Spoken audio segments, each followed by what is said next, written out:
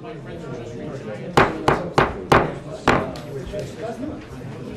evening, everybody.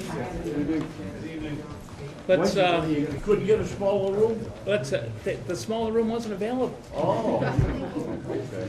So I appreciate everybody's patience squeezing in down here. We do have a very important event going on upstairs, which is the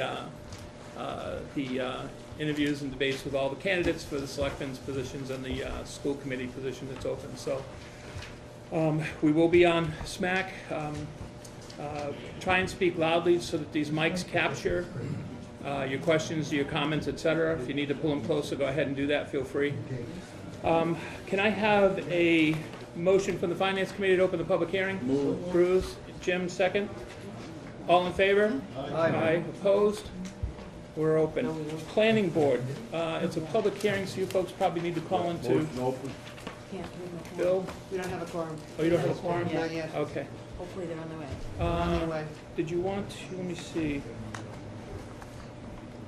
I guess we could kind of wait and just jump down to number 4.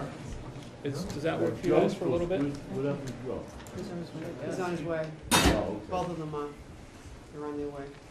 All right. We'll have to wait for that motion And we're till not they in get there, I item guess. two. Okay. What's that? We're not part of item two. Oh, yeah. Actually, the Pleasant Street project, we've had a request to hear that after Article 44, which I was just going to make the motion for. Just because the chair of the Regulations Committee is going to be slightly delayed. See, if you wanted to take that out or not, Mm-hmm. that's a mistake to have to leave. Okay, so there's really need to We hear don't it. vote on that. Yeah.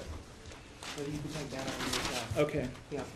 So we're going to go in order except for Article 48. It was a request from the chair of the Regulations Committee to hear that after Article 44, where they'll drop down after their commitment upstairs. Article 19, the planning board doesn't have a quorum at this point, but apparently they feel that that probably not shouldn't have been involved in this one. So, anyways. Article 19, pilot agreement with Page Street Solar. That is on page 9 and 10 in the warrant.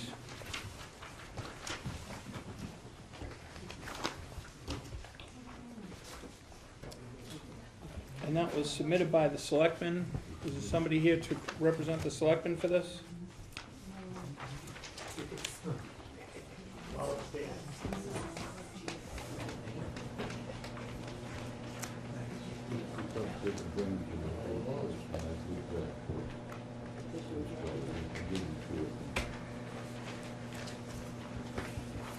Can you call the town manager? He's in his office. Can we? Yeah. I don't think he expected that. He knows he has to be here, but I don't think he expected. Hey, Joanne, hang on. Yeah, that's one.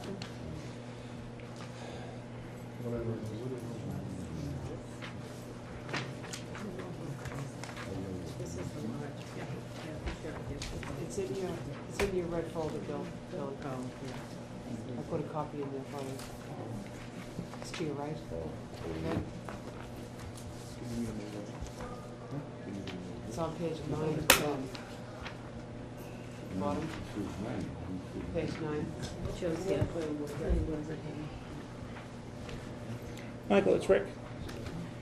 Hey, we're down. Oh, all right, thanks. Yeah, there's 30 people waiting for you. All right, bye. He was on his way. Wait, why don't we go upstairs? There's more room. Good idea. Why don't we go outside, there's more room? Yeah, be real fast. I'm up to that. We have nothing to do with this item. I was shocked. I said, they have food for us tonight, but I was in the wrong place. But I what a mistake. They are doing this article after this article, okay? You can open up. Hey, wait, how many people are sitting here? There should be a few members of the planning board sitting. They don't want me near them. There's 3 or 4 standing committees You here, could have so. stayed home. We have 3. Well, that's a first.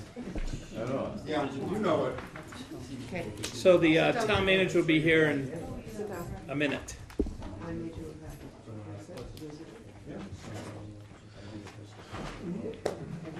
We approved one of these over at Campanelli Place, right? There was a group over there that we did this for.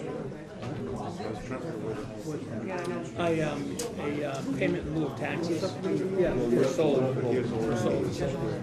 Yep. Yeah,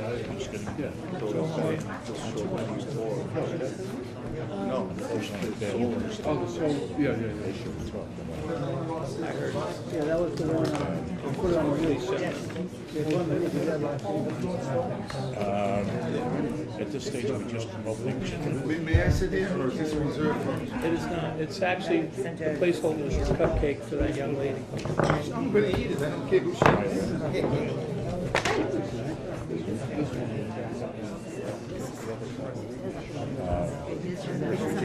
Thank you, dear. Just also have to respect it. Yeah, Tom Hamp's on his way down over here, this pilot, which you guys can just say that you don't have, you didn't feel it was something that you guys needed to weigh in on. 47 is gonna be withdrawn, whoever submitted this, Okay, he just asked that question. it's gonna be withdrawn. He just asked that question. 48, We had done that. Cohen asked me to, 48, Cohen asked me to hold until I'm 44. Probably gonna go away with it here. She's They upstairs. were telling me upstairs, someone had all the answers beforehand, and he knows the answers in advance. Yeah, the other selectmen didn't get them. So someone's playing a game. I won't mention names. Roberta, you don't take my wife out anymore. You gotta move her, you gotta get going too. Come on, Mike. 30 people, 30 open. Oh, if you've got, yeah, if you've got, yeah, absolutely. Motion to open the planning board meeting, please. Second. All in favor? Aye. Did you capture that, Joe? Planning board, raise your hand so we can see the quorum. Right. Raise your hand. We're opening. Thank you, planning board.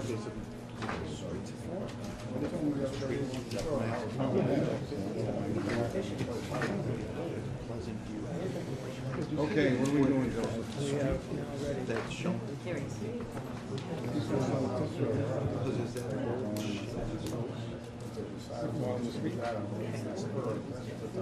Welcome, Mr. Hartman. You're buying the coffins tonight. You're late. We are on Article 19, which is the payment in lieu of taxes article for the Borrego solar system at, let me see. 100 Page 100 Page Street. 100 Page Street. Did you care to speak on that on behalf of the Board of Selectmen? Sure. Speak up. Actually, if you could get close to these mics, that'd be great. I was actually on the phone with a selectman, so I couldn't be two places at once. That's fine, that's fine. I don't like being on mic anyway. This is the pilot agreement on the personal property, which is primarily the solar array, which will be on top of the old landfill. Last year, we changed the zoning to allow that use. The landfill site itself is owned by the Stoughton Redevelopment Authority, who in turn leases it to an independent third party, who in turn will be leasing it to Borrego Solar. What the town gets out of it are energy credits for the next 20 years that have a value in excess of $2 million over that 20-year period. The pilot agreement basically calls for the $8,000 payment a year in lieu of taxes. It was run past the Board of Assessors, and they were fine with it. So Okay. that's the thumbnail sketch. Can't, $8,000 or 8,000 energy credits? $8,000. The $8,000. energy credits are based on how much energy they produce, and all the energy credits go to the town. How does that add up to $2 million? It adds up to $2 million over the 20-year life of the lease. So $8,000 a year or a month?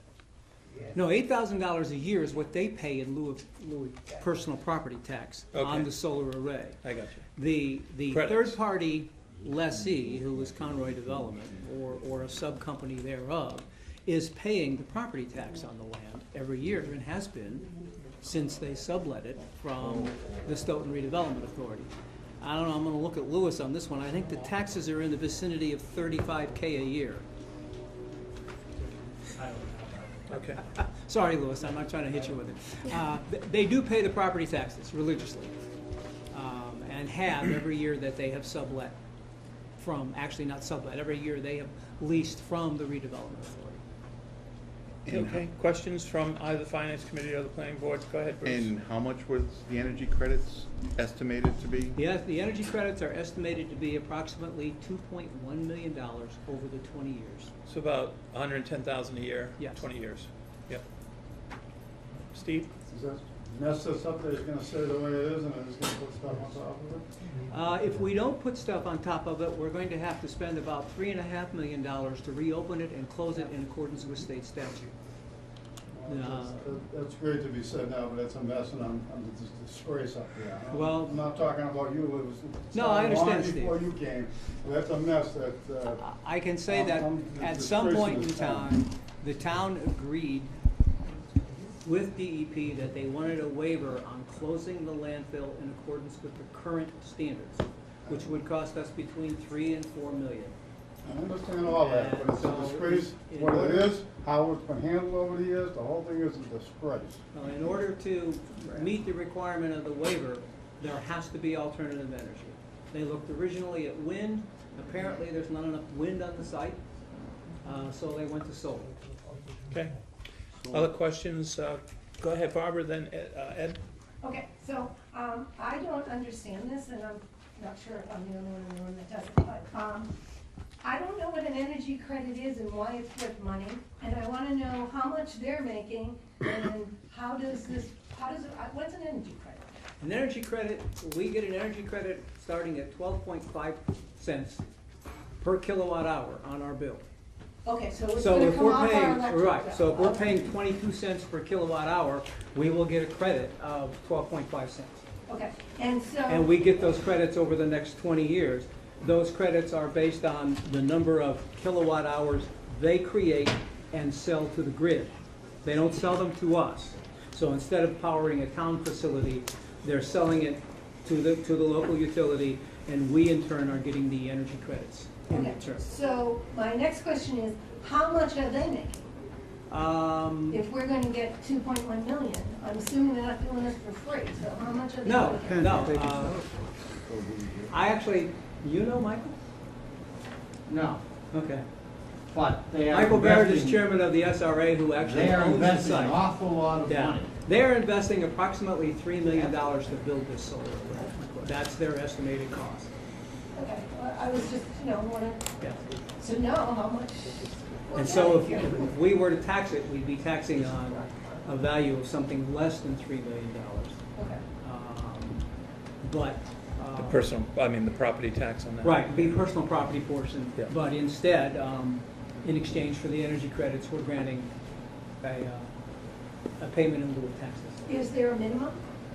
Because you said it's based on the amount of energy they generate, I didn't know if there was a They're putting up a minimum they would plant, give us. they're putting up a plant that will produce, I want to say 1 megawatt per annum.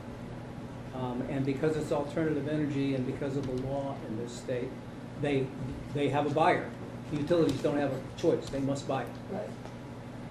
So if they are in fact producing 1 megawatt per annum, which is what they do, it's about a 5-acre display, then, they'll have a ready buyer and they'll make money. Okay. Thank you. Mr. Samaco. Now, the person who's running this plant or whatever we're doing, my question would be, if I wrote him a letter, say if I'm involved with the Christmas parade or this whatever organization, will they help out the Stoughton youth or help out all the private organizations in town? What Borrego Solar does is up to them and their Who's board he? of Is directors. the individual here? No, it's not an individual, this is a company that Well, does this is someone nationally. representing the company? There has been some, they met recently with the Stoughton Redevelopment Authority. So my question would be, whatever the company, are they willing to help? Actually, I don't know. For one thing, it's illegal for us to ask them.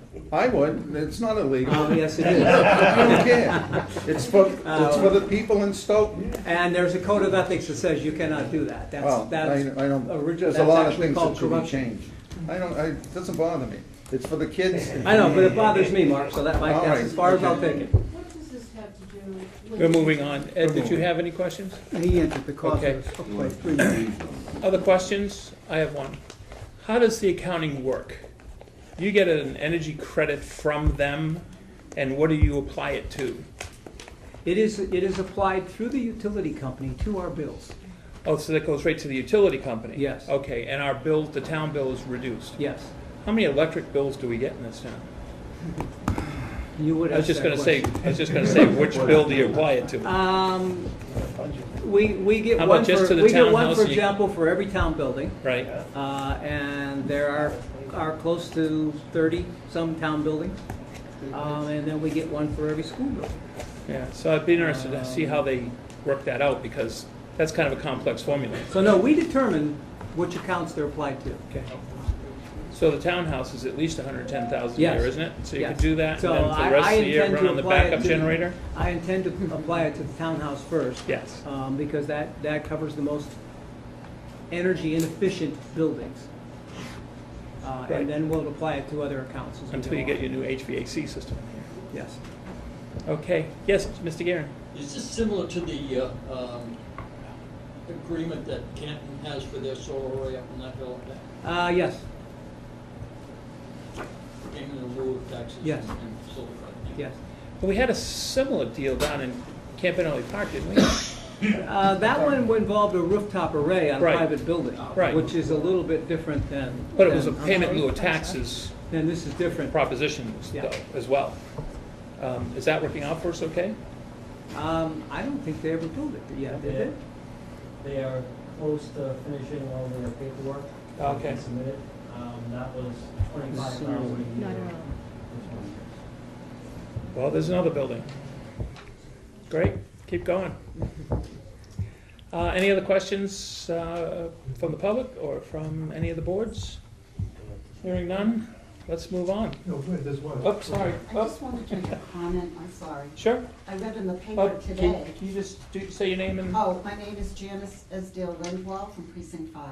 And I read a comment, an article today in the Brockton Enterprise, which maybe some of you read, that the town of Randolph has just contracted with a solar array company in Bellingham, and they're going to get a lot of electricity from the company in Bellingham. I think they're selling all of it to Randolph. So I wondered if we could do something like that, but it's privately owned, so I guess not. Well, I can say in answer to that, it is probably one of the things that the school building committee will look at if a new high school is built, in terms of some sort of a rooftop array there that would cut the utility costs right in that building. It's a lot easier when you're building a new building than when you're trying to retrofit an older one. Norwood, in fact, did that in their model school. I know. And they power their whole engineering labs on the 3rd floor of that building, which is great. And they says once they installed it, it was already antiquated, and they could have installed a newer unit that would produce so much more electricity now, so that's great. So, but thanks, Mrs. Summer. We all set? All right, moving on to Article 47, to amend the 1970 zoning bylaw map as amended with respect to land on Turnpike Street, North Stoughton. Was that the Board of Selectmen too, Mr. Hartman? There's a note here saying it's going to be withdrawn. Now, that was a citizen's petition. The attorney representing the petitioner, Len Simon, is here. Oh, there we go, great. You get a two for me tonight. Yeah, that has actually been formally withdrawn. We submitted a written letter to withdraw. Unfortunately, the statute doesn't allow them to withdraw it. I know, it's got to be done at town meeting. So it ends up at town meeting and, yeah. And we could do it officially there. Yeah. Okay, great. Article 48, I've been asked to hold on to that if it's, and I'll ask for a vote just to change the order of the articles being heard. 48 was requested to be moved to be heard after Article 44, and it was because the chair of the municipal regulations is actually upstairs involved in other business. So, thank you, Pat. Second? Second. Thank you, sir. That was Mr. San Marco seconding. All those in favor? Aye. Opposed? Moving on. All right, so we are now at Articles 45, A, B, and C. These are the Preservation Committee and the, excuse me, I just need to call the Community Preservation Committee to order. right, and then I'll defer to the chair of the municipal operations as well. So, but go ahead, Do I have a motion to come to order? Second. All in favor? Aye. Here we go. thank you. And Mr. Murphy, the Municipal Operations Committee, do you have a quorum? Yes, we do. Great, can you call your, Mr. Fowler, municipal operations meeting. Second.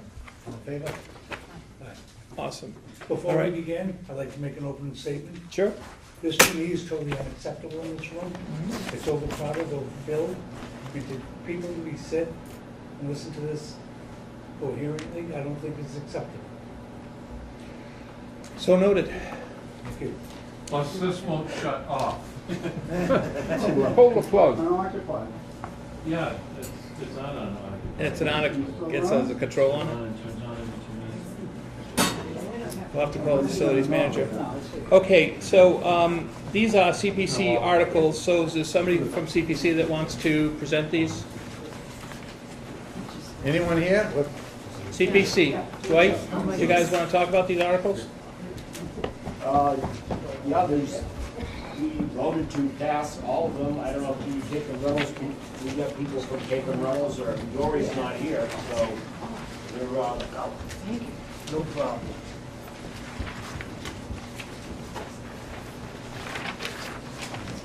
For Glen Echo, we voted to fund phase one of the project, which is that $304,000, which we've had reports given to us. I don't know if anybody else in my committee wants to add to that, but it's pretty straightforward. Janice? Yeah, there were, in the original article that we presented, we had $304,000 for the project, but then another $20,000 for the bond council, and I don't know why that was left out, but it was. We need that. If it's not in there, then $20,000 has to be taken out of the project, which is going to, disturb the project. Plus, that's what we voted on, so we'd probably have to go back and redo it, which doesn't seem right. So if somebody could tell me why that happened, I'd like to know. Thank you. Who wrote the article? I don't know, does it depend on who authored the articles and then submitted them? I don't know who did that. Yeah. And if there's a problem, there's probably more of a likelihood that there'd be a special town meeting in the fall where that might be rectified as well. I know, we're just anxious to get this on the road so that we can use Glen Echo. And this was phase one, and we were hoping to get something started by May or June so that before the winter comes and, no more work could be done on it. So if that could be straightened out, that would be great. I don't think it'll get straightened out for this town meeting if it wasn't submitted, but you have $300,000 to get going if this gets approved, right? Okay. So does somebody want to talk high level about what this is and what's happening here? I asked Jamie Velasquez to take the executive summary and some of the pages and maps from the proposals, from the article itself, which was quite lengthy, and the listing of the math on the last page to show, last two pages to show the expenses of all of this. But the maps, the first one here, is detailing how they want to lay out this site. So, reclaimed granite, there's a block jetty, a pavilion, a boardwalk. That's the area with the turnaround down at the end, that, projected 12 parking spaces to start out. one-way in, two-way in and out from there. Use of DD1 only as a emergency road. Is that DD Ave? Yeah. Okay. Trails developed, benches put in. In stage one, there are no other structures being built, except a comfort station. It's in some sense bare bones to get it so it's usable. It's been controversial how many cars. Some people think we don't have enough parking spaces in there. Some people say it's too many, but if we're going 12 with an overflow space, is the plan right now. The road will be slightly widened going in, try to avoid vernal pools. The gate will be further down a little bit, we'll be kept locked at night. And a future thing is to sell to town organizations that it needs to be patrolled and trash picked up there. That's really not part of this, but that's something that's out there. Anybody else on CPC have something to add? Eric? I'm on the Glen Echo Committee, I'm on the CPC. Yeah, well, so much the better.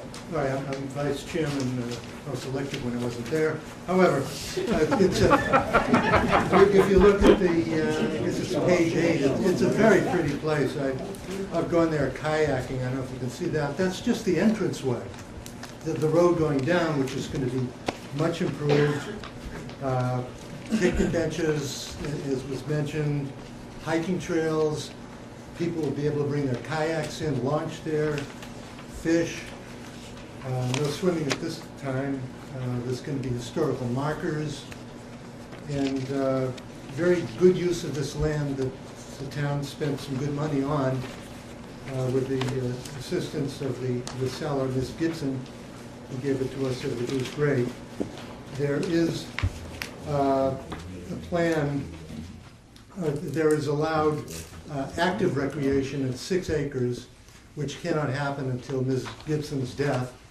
But right now, we're just looking for making this place real pretty. I believe there'll be a restroom there, or portable restrooms. It's going to be a good family place, good place to walk, fish, kayak, canoe, and no motorized boats at this point. I don't expect any motorized boats. Mr. Mitchell, and then You're Joe? gonna be able to canoe and boat in the, Most definitely. Yeah, not outboards. is there gonna be a ramp so that you can get down there and put something in? or- They're planning something. You can't drive down there. You have to carry a boat or drag it or perhaps wheel it. You should be able to wheel I it. mean, there's a ramp out front here. What happens if somebody's handicapped? They just can't use the lake, is that it? Well, they can't canoe very well either, can they? Why not?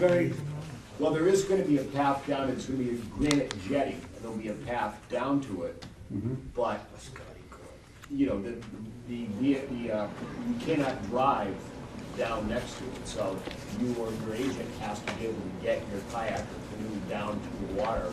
I don't know why we can't. If we're gonna spend, how many thousands of dollars, we can't work it somewhere for somebody to park their car near the lake and go in there?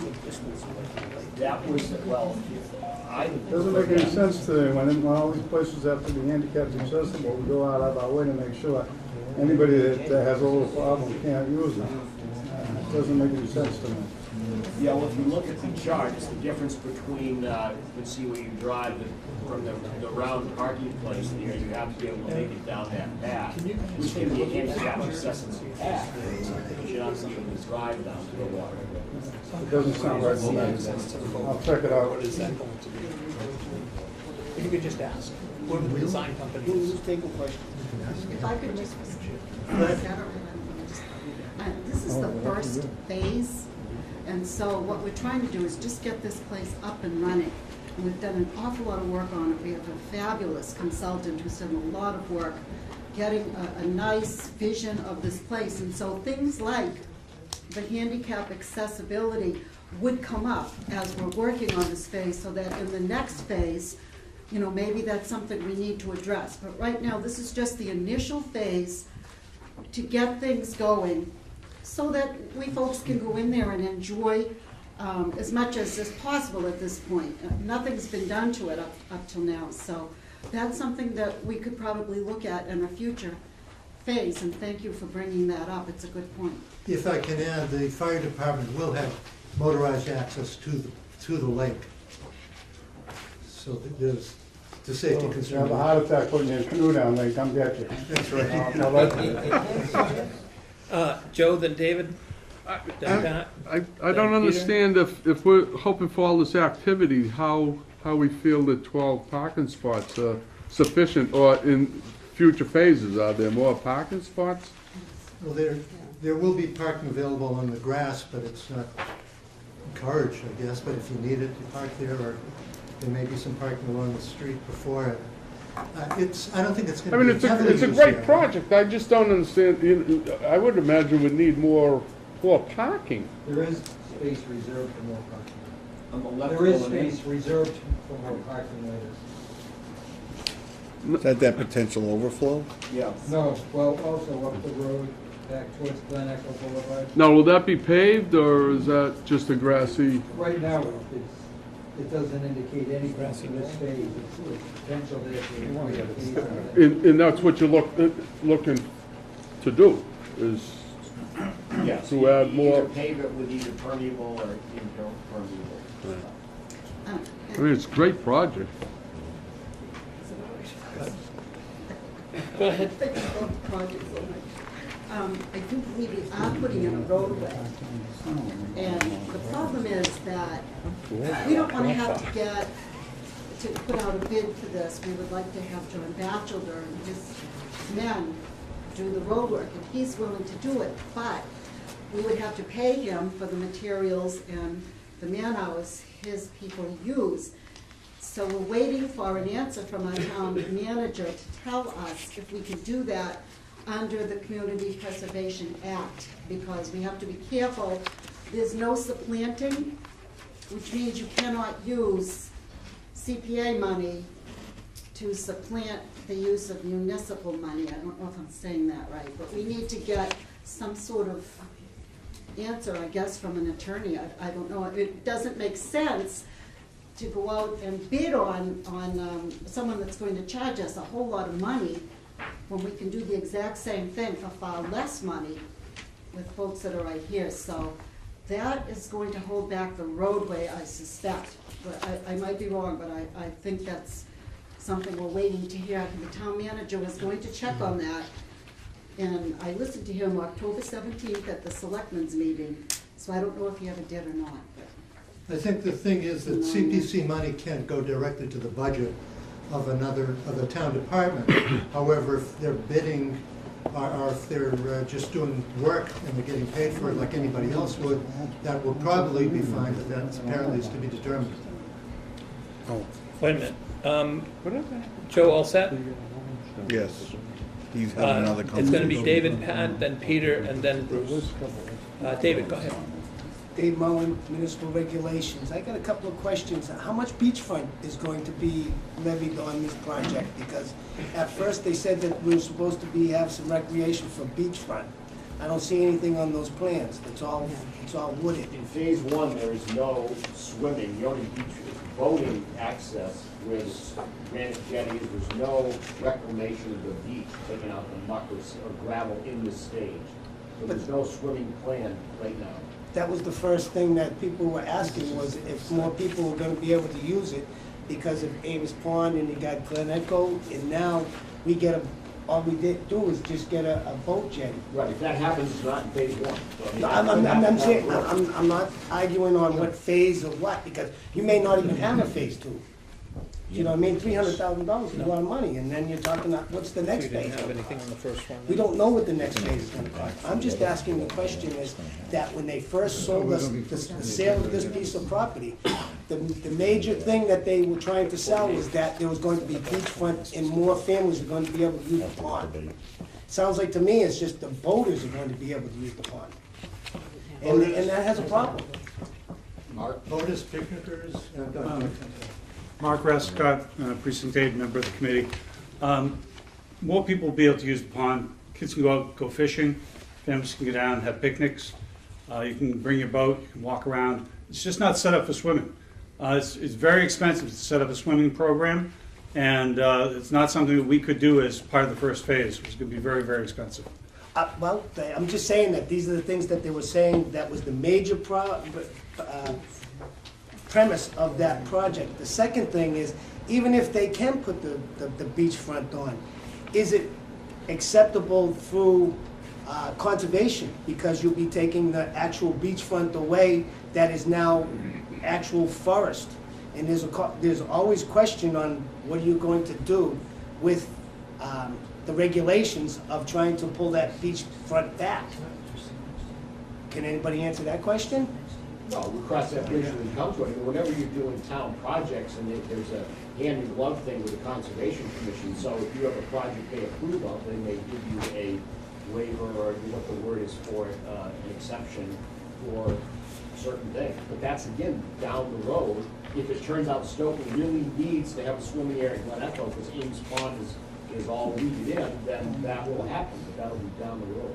Okay, well, that's what I heard when I first voted for this project, was there was going to be beachfront, and I don't see any beachfront, and I just see a boat landing, and that's all we're getting for $300,000, a boat landing and 12 parking spots. That's it. How many phases are there to the project? Phase 2 is the only one that he theorized about, but that's so far. That's fluid right now. Okay. And in phase 2, I don't believe has beach excavation and swimming yet. But There may be ultimately, a shelter. ultimately, there would be beachfront development? Not necessarily, Ah. because that's a big deal to have the lifeguards there, the changing station. I mean, for the rec department's budget, to just make that Yeah. commitment, I mean, that's. Okay. We'll note the questions in the minutes. I'm all set. Mrs. Colburn? I'm just wondering if these are these walking paths that we're seeing on these maps, are they marked? Yes.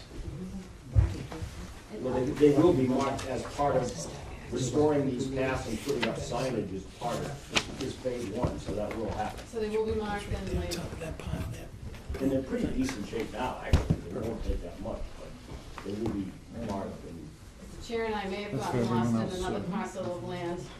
And almost had to call for help, so I'm just wondering if this will be better. There's no accounting, there's certain people who get lost anywhere. I'm lost Thank here you. too. Mr. Murphy? Peter Murphy, Municipal Operations.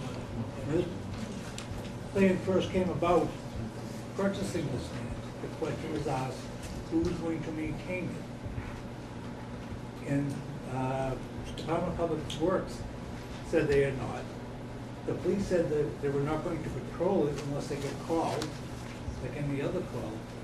So my question is, who's going to maintain it, number one? And number two, is there gonna be any type of, if you wanna call it security, whether it be police or whatever, on a routine basis, now going down to this area on a regular basis? I mean, that's an excellent question, but that is a work in process, where if you ask these people in the beginning, are they gonna do anything, these various departments said no. As it turns out, it's going to be a functioning area, so that will have to change a little. The DPW will have to do something there, and the police will have to do some sort of a patrol. I mean, at least common sense tells me that. Right, and it would. Common sense after $300,000. Exactly. I think common sense comes in front of the 300,000 rather than behind it. Yeah. I Steve Hammond, resident. Peter? So continuing on, if that's the case, on this plan here, is there gonna be any type of emergency phone system down there? So, I mean, if you have people down there fall, stumble, drown, rape, whatever, there should be some way of signaling for help. Now, not everybody has cell phones. I spoke with the police chief. I had that argument as well. However, the costs are high. The call boxes on the streets, those are going down. These guys are taking over. Almost everybody's got one. So that's what we're relying on. But there's one of those call boxes at the Lesser Playground, what he's referring to. Yes, there is. And there's, I thought they I put one at the think Little they League took it out. fields. History. I believe they're They're taking it gonna.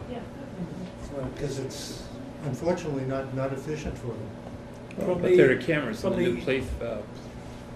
From the proposed boat ramp, Where's the nearest house? How far away is that?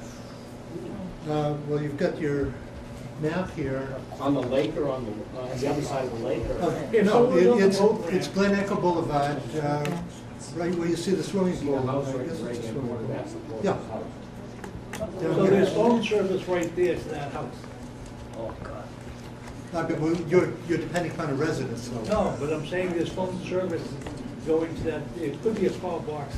Down the street. The line is here, you're saying. Well, it's up to the fire department. Okay. So as far as continuing maintenance, where are the fundings coming for continuing maintenance? On the maintenance, it's gonna be carry in, carry out for trash, so there's gonna be, well, if you look at it now, it's not that bad. Peter, I understand your questions, but they're not within the scope of this article. Well, they are in the article because you're expanding the operation of this facility right now. So at some point in some of these, one of these phases, they'll have to cross those lines, but these are specifically for expenses to improve that area only. If you're going to improve that area, I understand your question, okay, but it's clear that they don't have a plan for that yet. okay, you also have vegetation management. What exactly do you mean by that? I think it was cutting trees to clear the trails was, and to clear some of where that grass is going in. I think that's what the vegetation management was. And the weed control in the lake is down the road. That may happen in the future, but it's not part of this phase. Okay, but in the future, it could be part of it. It could be. Fortunately, the coliform bacteria count there was much lower. I was afraid it was gonna be really bad from the houses in the other end. It turned out to get a really good count. So what about milfoil? I don't think there's milfoil, but there is pondweed. Okay. All right, thank you. Mr. Delinsky, and then Mr. Mitchell, I saw your hand up again. Just looking at the cost plan, the warrant article is $304,000. The total base cost of phase one is $293,694. So where's that $10,000 and change different? Is that the bond that the previous committee member was talking about, and they're still missing $10,000? Or I'm just, there's not a correlation between this and the handout. No, I didn't put the package together, so I'm not sure. And my second question on top of that, how much money does the Community Preservation Committee have? Have? Yeah, how much do you have? 1.7, well, depends also if you count ones like the big housing project, it's probably not gonna happen. We have, I don't wanna say plenty of money, but Michael, you wanna, take a shot at that question? How much do we have? Annually, the CPC is funded by the surcharge on our property. Correct. Yeah, we know. How much do you have today? Do you want me to answer, or do you want to interrupt? Well, we know how it's Wait a funded. minute. Go ahead and answer, please. We collect $600,000 a year. We get state matches. The CPA fund probably has north of $4 million in it today, in the town fund. We have liabilities. We have the bond out for the original purchase at $1.2 million for this property. We have some other stuff out there, so it's kind of hard to get to a specific balance. It's probably easier to think about what we collect each year and just know that we have over $4 million. Okay, so of the $600,000 that you just collect from the residents of this town, why do we need to borrow for this? Like, there's there's wording in the warrant article about borrowing. Why can't they just pay for it? Why can't see it? If they want to do this, why can't they just pay for it? Well, they actually could, because these don't contain motions, these are just the articles. So the main motion may be to pay in cash if they've got it, but right now, this isn't. That's true, Rick. The recommendation for CPC is to borrow the money. And did this come from this went through the attorneys too, or? The recommendation was to borrow the money. Why? The town cannot change the recommendation. No, we Choose can't. not Right. to proceed, but it can't decide to spend the money. if CPC recommended borrowing. Well, can I ask the question then, why would the CPC want to Because borrow it's a the money? long-term project that's gonna benefit the town over the next 20 years or so. But if you're collecting $600,000 every year, $300,000 is half of that, and then you're gonna recoup that money the next year. I just don't see if I can pay cash for something, why do I wanna put it on my credit card? That doesn't matter, it's not fiscally sound. It's insane. Okay, I'll go with fiscally It is an sound. option, and the committee recommended borrowing. It's just the way the way the committee is managing its funding. It prefers to take a long-term project as a long-term investment, just like most businesses would do. okay, so I've got Steve and then John Rock and then Ms. Lundwald again. Okay, Steve? No, the Conservation Commission controls this property, is that my understanding? Say that again, please. The Conservation Commission controls this property? Yes, yes, yes. Okay, so when this is all over with, the Conservation Commission's gonna be doing whatever maintenance or whatever is to be done when you guys are finished with this project.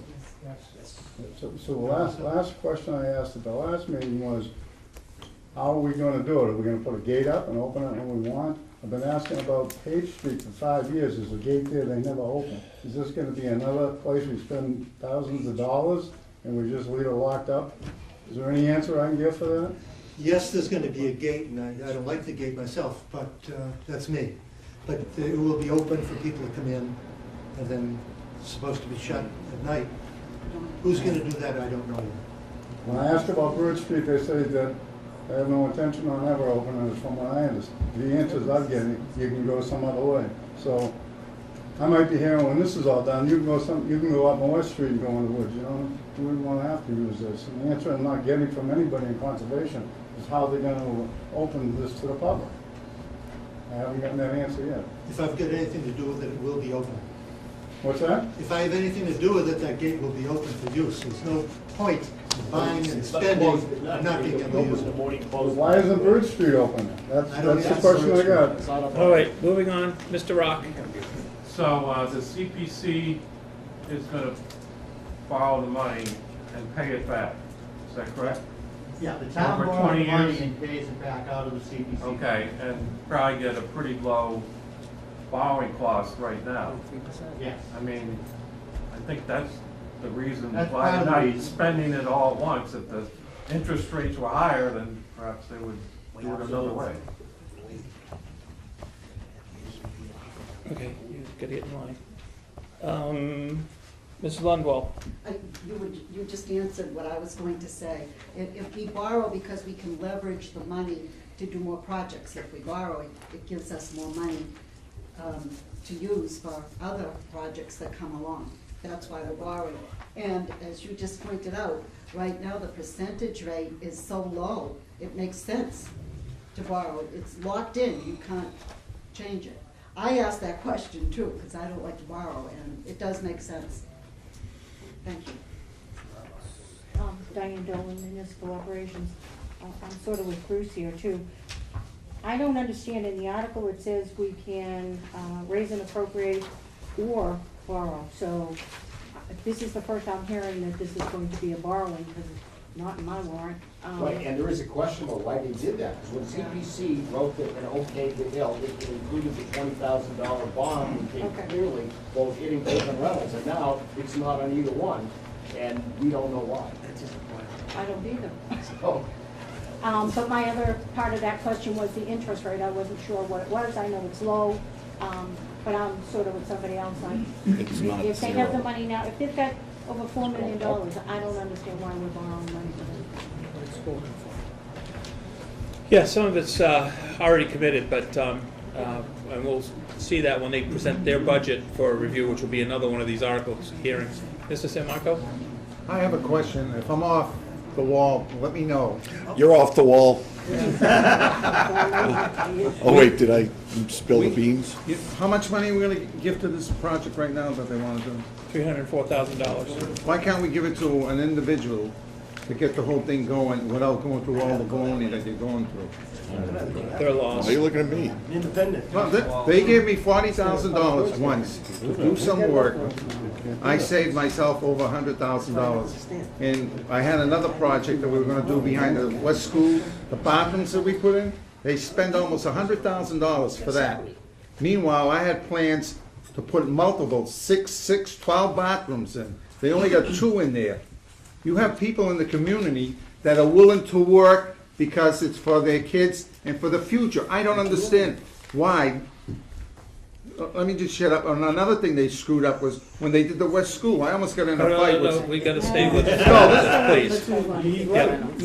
this is very important. They spend over $1 million on the West School. I could have done it for $300,000. Tell me, are they stupid or what? Moving on, Mr. Scardino. I just wanted to, Joe Scardino, the Community Preservation Planning Board member, wanted to comment about the question about borrowing versus paying cash. We've had, in the past several years since Glen Echo, some fairly large projects. After Glen Echo, we had the Swan Tavern Historical Preservation Public Housing Project that was, I believe, $1.5 million.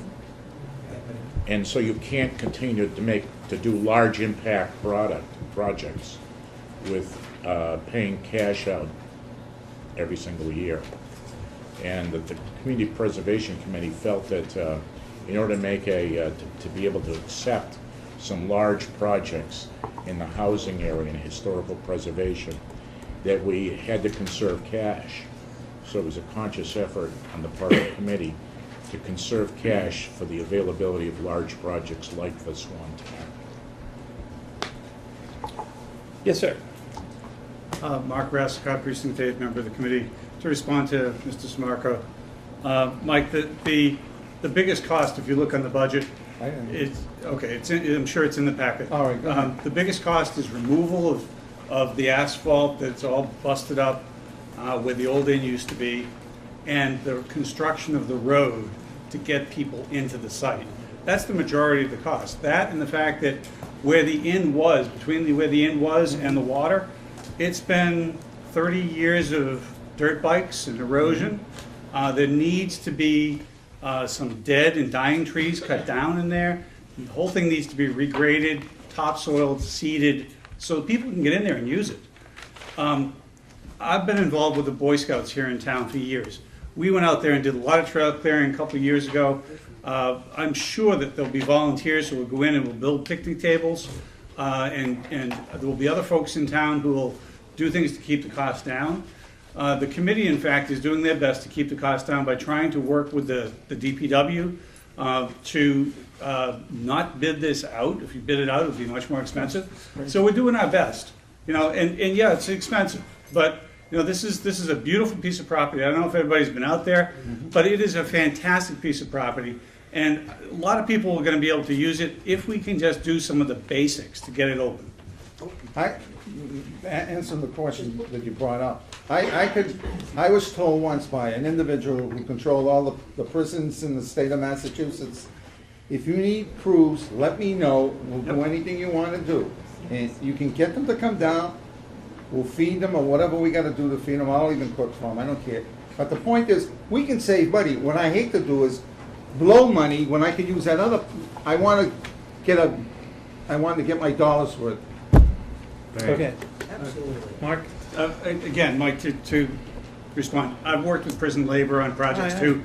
They are great, they're good, but they don't drive heavy equipment. And this is what we need out there. I have a lot of people that I know that do drive heavy equipment. All right, we've got to move on.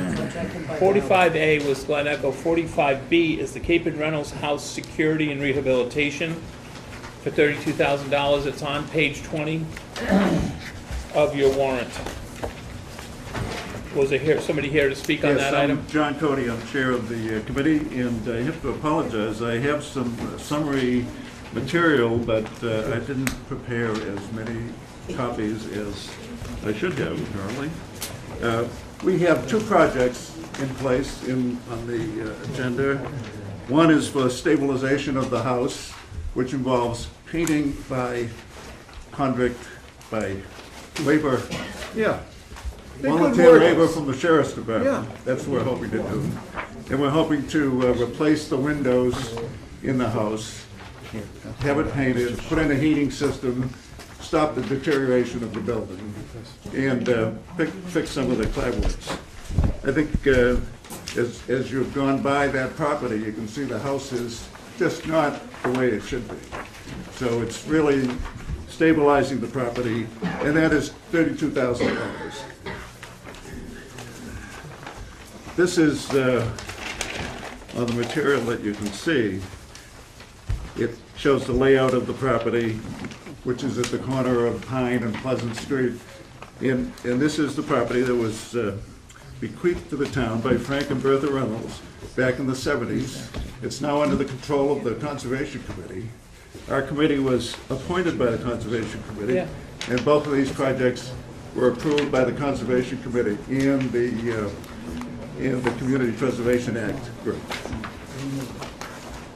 So for the larger project, we're talking about increasing the activity in the area, in the farm area, and there's roughly 35 acres between Glen Echo Boulevard, going all the way across to Pine Street, and then across Pine Street up the hill. And we are talking about a community gardens immediately in back of the farm, and then a dog park in back of that, and then hiking and walking trails, really essentially from Glen Echo Boulevard through the property and across the street, most of which is going to be ADA compliant, and we have parking at various spots, both on Glen Echo Boulevard in front of the house and then on Pine Street. So it'll connect up to Glen Echo. Well, it doesn't connect directly with Glen Echo. It's Okay. on the There's street, ways but you can- maybe in a a bus. half a mile distance. Okay. Okay, questions for Mr. Cody? Bruce? I had the pleasure of dropping my children off at the Dawes School and coming up Pine Street, so I came up behind the building an awful lot. I'm not a builder by any stretch of the imagination. I just know that from the back, putting new windows on this thing, it looks like the building's about ready to fall down into whatever's behind it. It doesn't look stability from a stability standpoint. I think there needs to be more. I don't even know what the right word is, but you're trying to heat a building that I don't know if I would trust anybody walking around in. Well, the building is completely stable? Okay. We believe it is. Okay, believe or do we know? It's held up this winter. There you go. It doesn't look to me like it's falling down. Granted, the windows need to be replaced. I mean, it's just an eyesore when you look at it, and for the minimus dollars, we can get that done. And can I ask this is just for the main building, not, isn't there a farm or a barn next to it? There's a barn, yep. And the barn's not part of this? This Barn is is part just of the property. Yeah, but it's not, this Stability, the stabilization is for the farmhouse, yes. Okay. Okay. I've got Joe. Let me see. One sec. Let me see. Bruce and Joe. David? Did you want to go, David? Yeah. I got a question. I was involved with the project at the beginning, and we raised a bunch of money for the heating system. Why are you looking for a new heating system? Because the heating system that was put in, there was no security system in the house. That copper piping was stolen, and the heating system today is not operable. Okay, now part of our stabilization involves a security system, both external and internal. Well, that's the number one thing that I think that building needs is some security, because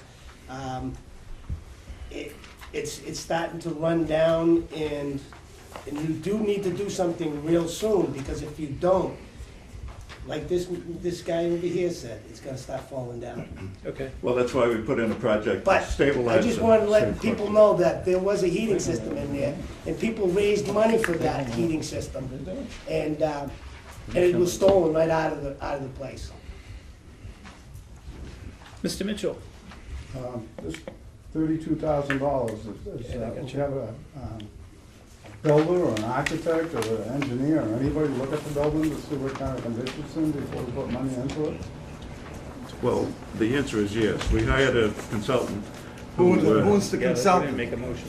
Pardon me? Who's the consultant? I'm just. Hang on, let's go in order here, please. B. Goldberg and Associates, and he hired, he retained engineers and landscape people, along with others, to look at the building and the property.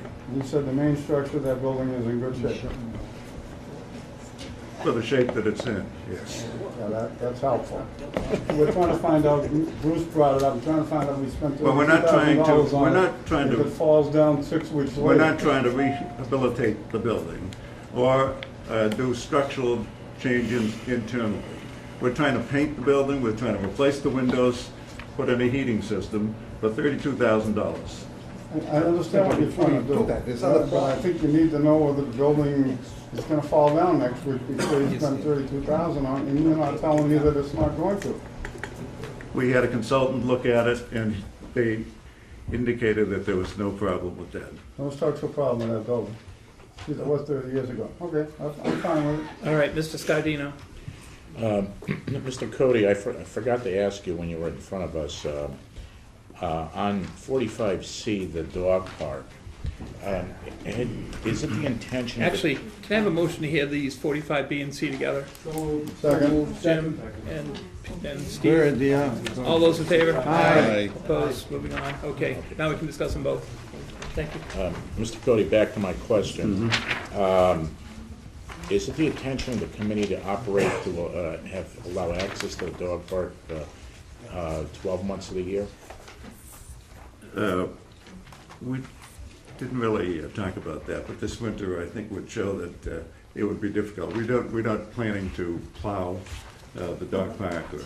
That was my question. Would a substantial. I mean, it does raise the question, and the Conservation Committee recognized that putting money into the facility, the grounds, are gonna raise maintenance questions that haven't been addressed and need to be addressed, need to be funded in the future.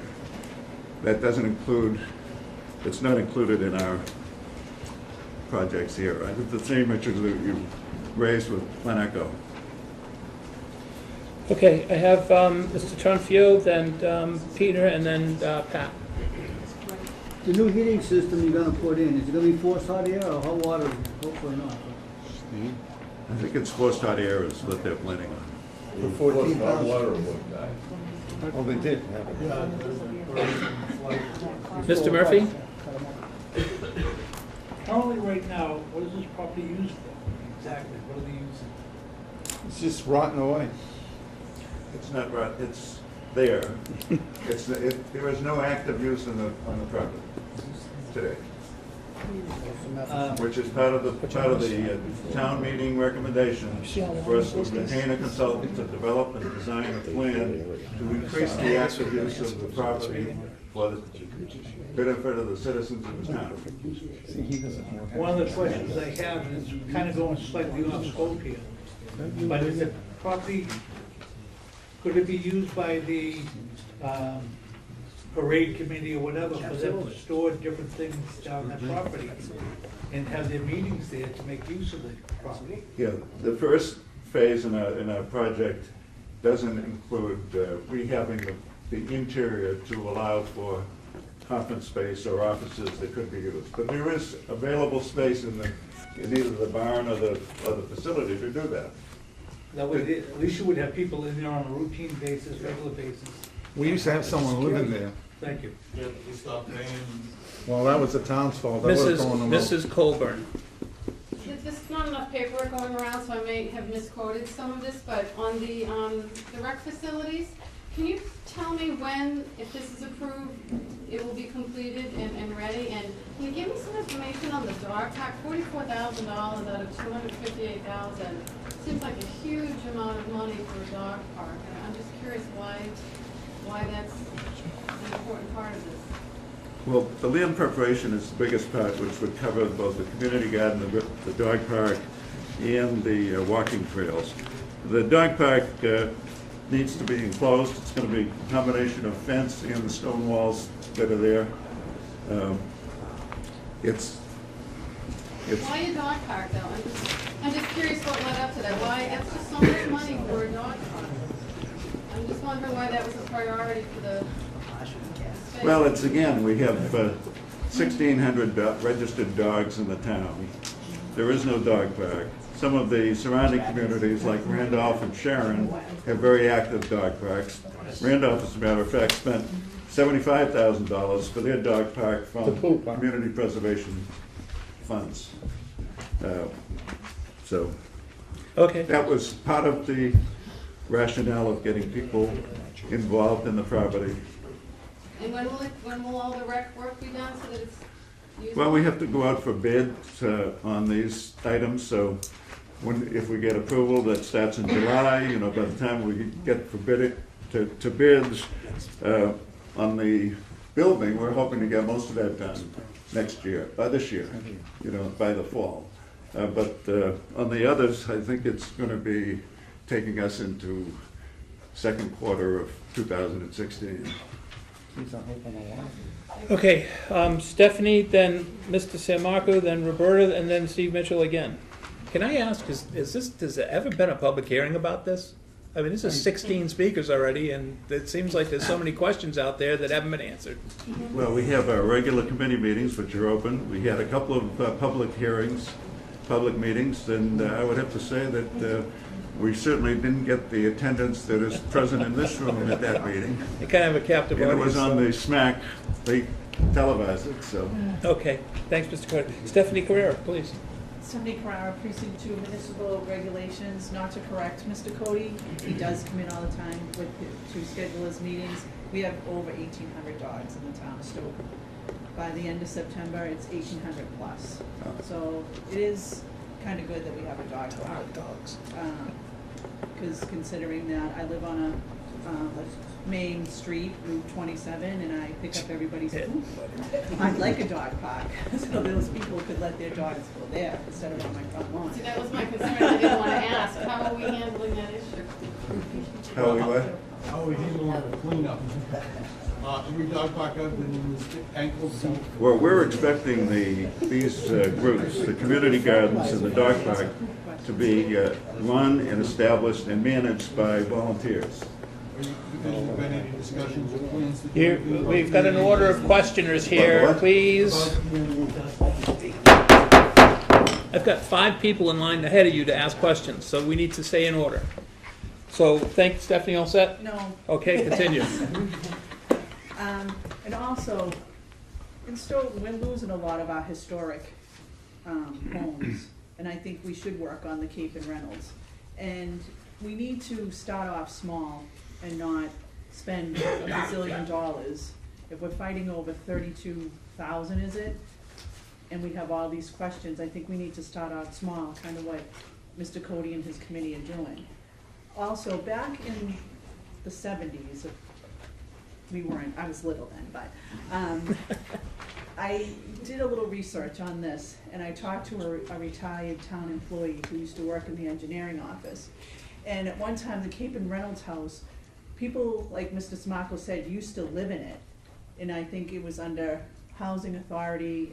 I could be wrong on that. I asked questions a while ago, so I might be wrong. But is that still it's set up for 2 families, or is it just a single? Well, it was a 2-family when Frank and Bertha lived there. They had side-by-side residences, yes. Okay, so I wasn't wrong on that. But, and at one time, the town, this issue came up in the 70s, at one time, the town was going to develop that property so that people could use it as a recreation area, but it did fall by the wayside. So what is being presented isn't anything new. It's just, I think we really need to start thinking about starting small and taking care of historic items in our town. Can I answer that question? You have an answer to that question? Yes, I have an answer to that question. Go ahead. When Bertha Reynolds passed away, she bequeathed the town to use it for recreational and educational purposes in the actual will. So that's why she says that, is because in the will, it said that It was supposed to be used for those two reasons. All right, thank you, David. Moving on, Mr. San Marco. Her husband, Scott, does a lot of volunteer work. You mean at Mr. Carrera? Mr. Carrera. All right, he did at the Little League field, the Babe Ruth field. He also did a lot of volunteer work at the soccer field. We have plenty of people to do. I don't see why you're paying consultants to tell you what to do, when I can get someone to come down and just go right to your house and see what we can do. Give me the money and I'll get it done. You guys are slow.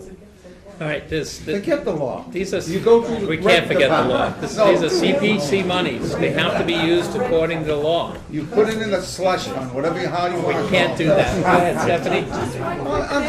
Can we get Mike is a, right. Mike? Years ago, everyone used to volunteer and everyone used to help. Okay. But times have changed, and you need to have consultants, and procurement laws are there.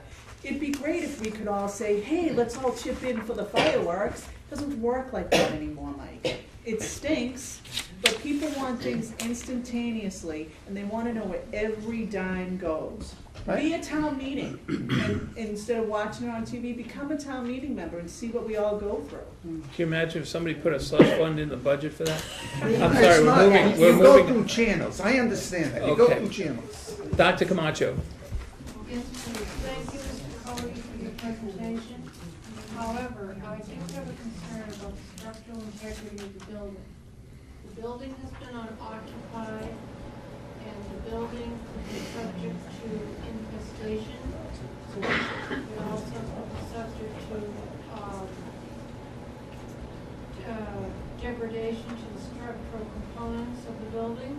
So therefore, my question to you is, do you have any type of document that proves that a registered engineer has inspected the building, the structural engineer, and is able to say that the building is structurally sound and can withstand the repairs that you wish to initiate? The answer is, no, we don't. But we're not talking about any structural repairs to the facility, to the building. We're talking about painting it and changing the windows, replacing the windows. I understand that, but the point of the matter being is that before you do all of that work, you're contemplating, you have to know the structure is sound. And that's where my concern is. Well, we And I don't- don't have an answer for that from you. We don't have a specific document that addressed that, but we did, our engineer, our consultant retained a series of experts in different fields There's something in writing, sir. that says exactly what you said. The answer is no. Well, don't you think we deserve to have that? No, I don't think so. For $32,000 to stabilize this building, which is a lovely older home, very old home, that hasn't been heated in the last 4 or 5 years, and the windows are broken, needs to be fixed. I think it's incumbent on this group, it was on our committee, to say, we have a problem, we need to fix it. Okay, now, Joe, wait a minute. Because I've got Steve again, and I've got Mrs. Dolan, and then I've got you, Joe, and then that'll be the last question on this, because we can go on all night, and we have too much other business to take care of here. So, Mr. Mitchell. Yes? You asked your question at that time. Go ahead and ask your question. I'm sorry, Steve, stand by. I'll gladly wait my turn, I just don't want to be. Well, you would be up now, so go ahead. Okay, all right. And can you state your name again for the record? Steve Hammond. Mr. Hammond, thanks, Mr. Hammond. When the Capins donated the property to the town of Stoughton, I assume that there were some sort of expectations or requirements that the town of Stoughton would maintain the property. Is there anything in your paperwork that says what the town of Stoughton will do for the Capin property as a result of being given this property? I believe the will and the document that bequeathed the property to the town identified what they, Bertha and Frank, would like to see happen to the property, which is to be used for educational and community activities, recreational activities. $32,000 is to keep the property standing, the seventh oldest building in the town of Stoughton right now. Would be further down the line, but the town of Stoughton is elected to tear down many of the older buildings that have been done. $258,000 for the recreational facilities. You know, we're talking about two articles here that have over $500,000 worth of recreational facilities in that neighborhood. Is there really that much clatter and demand for recreational facilities that we're doing so well that we can take $500,000 out of our pockets to make that investment? It seems to me that that's an awful lot of money. Is that a rhetorical question? No. Our committee thought it was, there is enough demand, latent demand, and use for the property. Okay. Now, I've got Ms. Dolan. Oh, okay. She forgot. Couple of things, actually, and I have to agree really with Roberta. I would want to see somebody go in there and structurally look at that thing, an engineer, and say, before someone gets in there and tries to put a window in and the whole thing falls down. But my main question is, I'm looking at this map, and it says parking. I cannot figure out where that little parking spot is supposed to be on this map. Well, Is that in front of the house, right on the street? yeah, in front of the house, over here on Glen Echo Boulevard, and on Pine Street. Okay, so in front of that, so there are 3 different parking areas. Yes. So, which leads me to my main question is, anybody who's ever come out of Pine Street and trying to take a left on Turnpike Street, I mean, it's ridiculous. It's going to put all kinds of traffic there. Has anybody done any traffic study to what this is going to do to that part of town? We've talked to the Conservation Committee, and we need to talk to the town engineer about the parking. And no question about it, Pine Street is a very busy street, and that intersection of Pleasant is busy also. You know, it's actually a good question, Ms. Dolan, because with all the traffic studies being done, and I think that card is being looked at, they might be able to tag that on, so. Okay, Steve, I'm sorry, I skipped over you. Okay, well, I want to talk on Article 45C that I have not spoken on yet. Okay, go ahead.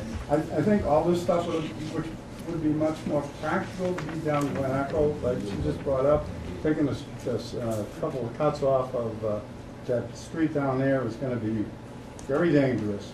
And we've got all those acreages down there. Why don't we put it, if we're going to put a dog park in, which I'm not sure is a good idea, why don't we put it down Glen Echo? And then if we need security, if we're going down the same place all the time, instead of breaking you into 2 different places, I don't think it makes any sense. And the other part is, I've been in the plumbing business all my life, and you don't put hardwood floors in and then rebuild the place. You don't put a heating system in and then come along and redo the whole place. You do the place first. There's no reason to put a heat system in there unless you expect people to live in there that aren't supposed to be there. I don't understand that. Thank you, Mr. Chairman. Okay. And I'm going to take that more of a as a statement than a... whatever you want. Okay, and lastly, I have Joe.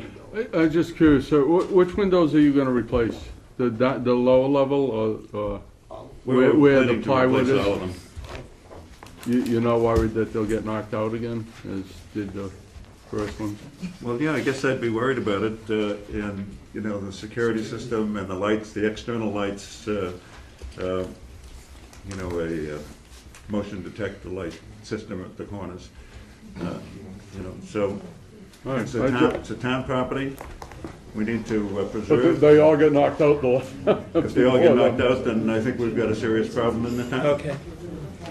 All right, well, I appreciate everybody's interest in this project. Mr. Cody, you've certainly got everybody's ear on this, so kind of a primer for town meeting, so you can warm up and re-prepare your presentation. No.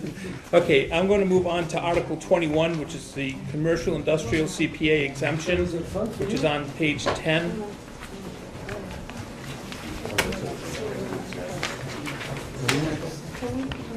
No. Almost.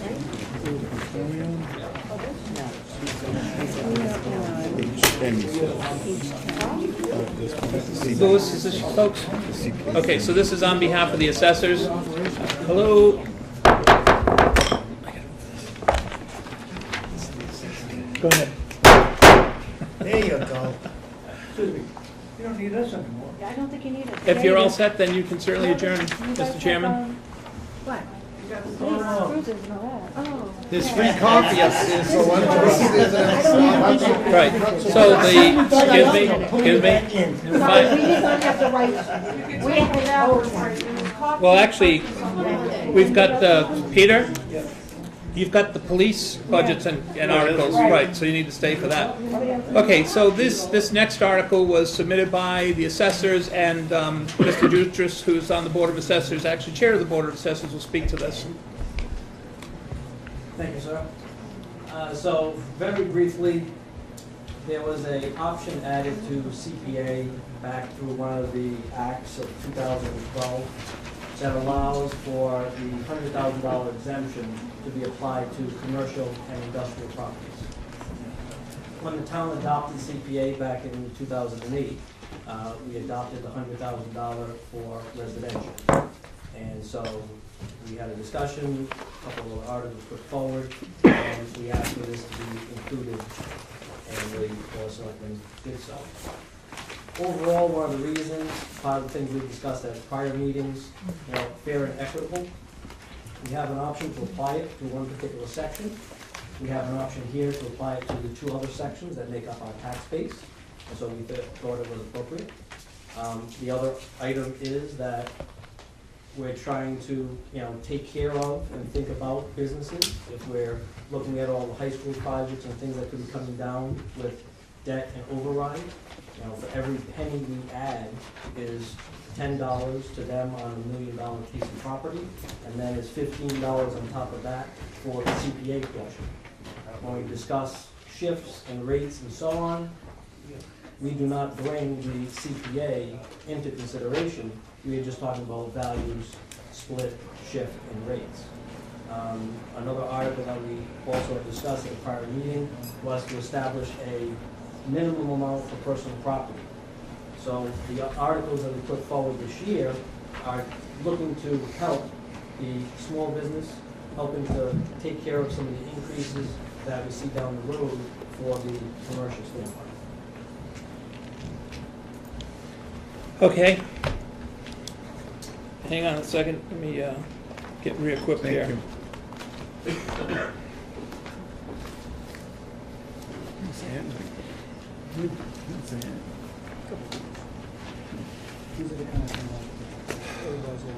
Start here with Mr. Lenahan, that I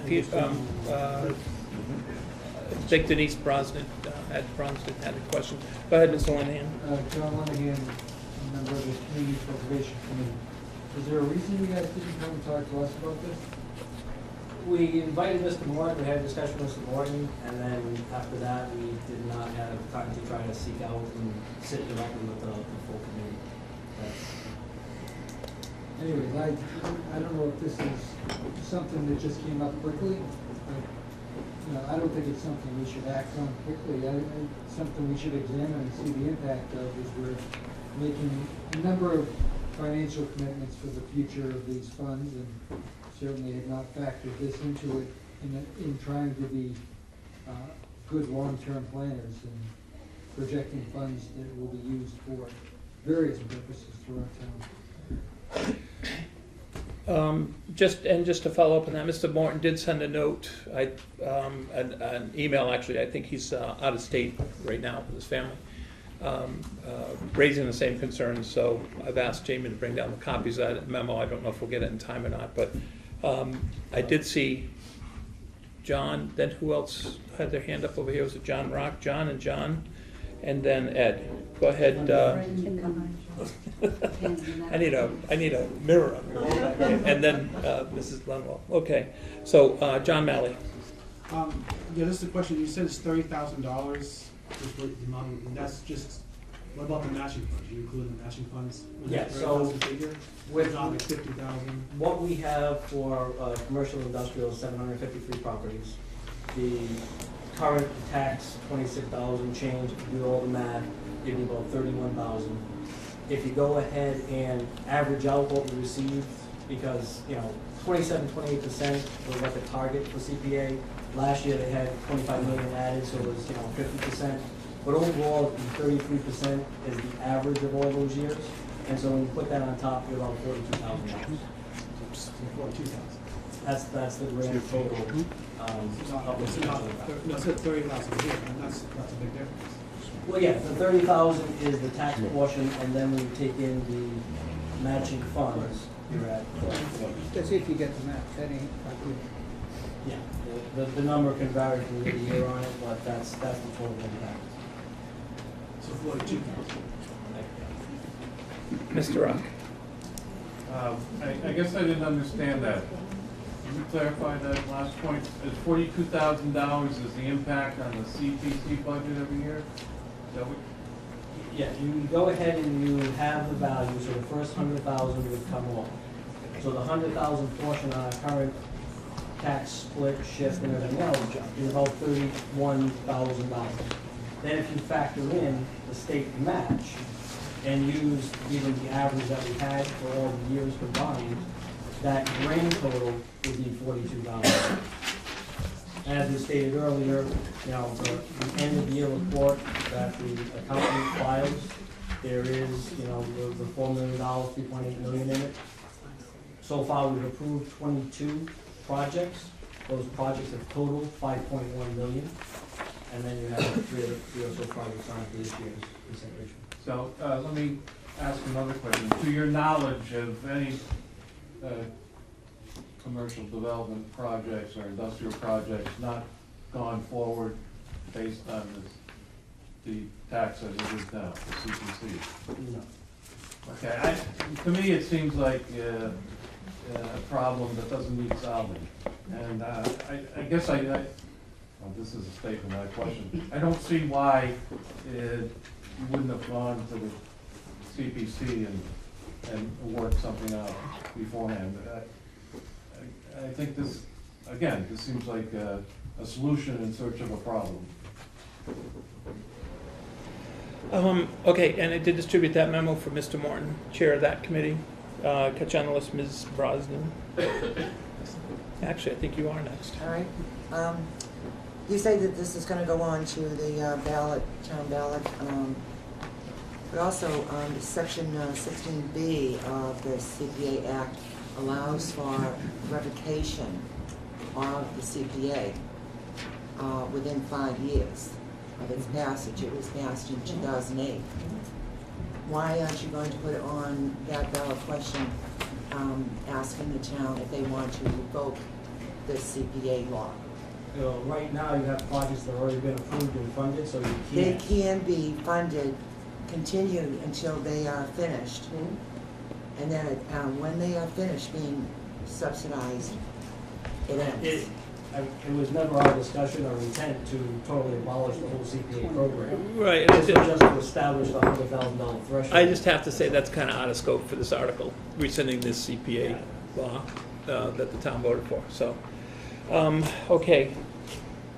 Clarice Rubel, member of the CPC. I just want to know if this, doing the article, putting the article in by the assessors, if this is legal as far as our Community Preservation Commission coalition, state? I couldn't To answer take that our question for funding you. away? Yeah, Yeah. that's what bothers me, because I don't know how legal it is. Well, I think It's your an funding. adoption of the state statute, so. It's legal. Any Right. resident could He's right. have submitted it with a number of signatures. Okay. Again, where it has an implication and a calculation based off of value of properties. Right. That's why we had discussed it and brought it forth for inclusion by the Board of Selectmen. So it is in their purview to do this, absolutely. I just would like to add that I think with all our projects and funding that we've put forward so far on the CPC, that it should have been brought to us and discussed. Mr. Morton really didn't know much about this when he contacted all of us. So I feel like we've kind of been slighted as far as this goes. Okay. And Well, it should have been I know the discussed. Board of Assessors has certainly best interest of the town at heart here, so when they submitted their slate of articles for town meeting, so I think that certainly the takeaway from this is that probably other conversations should have been had, or will be had going forward before town meeting, so, Ms. Lundwall? Let's keep it. I'm upset about this. Can because it people was- speak up? We because- got a rogue eater here.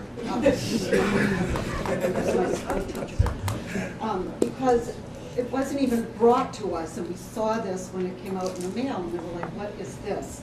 I don't think it's fair. We're trying to use, taxpayer money from citizens, and it's not that much money. It's not. There's only 3 communities out of all the communities that have bought into CPA. That's more than 150, by the way. Only 3 have decided to exempt commercial and industrial property. This is going to open up a whole can of worms. The CPA Act is helping us so much, and if we want to do away with it, we'd be crazy. I think this year we got $153,000 from the state. And I don't know about you, but when I put my money in the bank, I don't get that kind of a return. So I just think it's kind of, I don't think it's called for. It's not that much money. I don't think it belongs on the warrant, to tell you the truth, but I would just like to express my strong objection to it.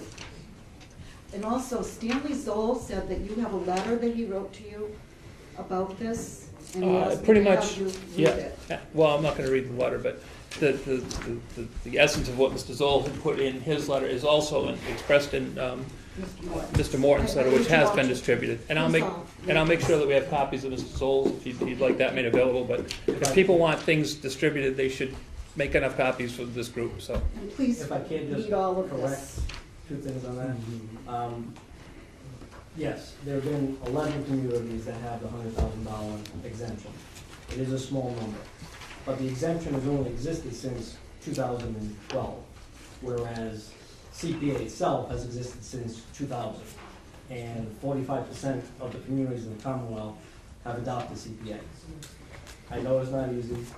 I know it's a change in funding.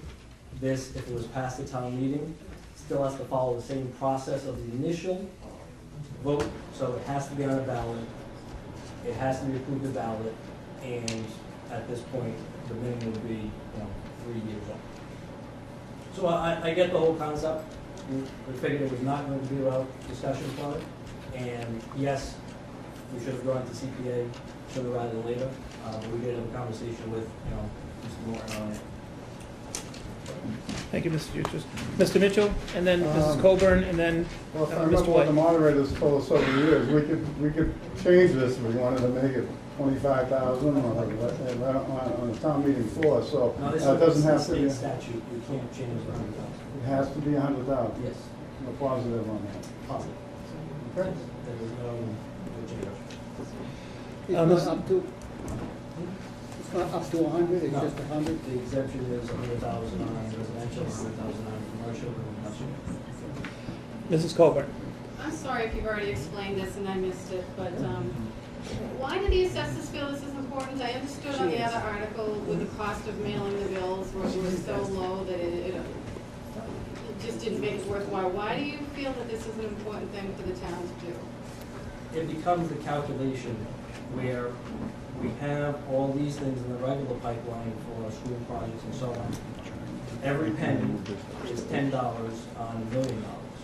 And we have $30 million piece of the property, and then they have the CPA portion on top of it.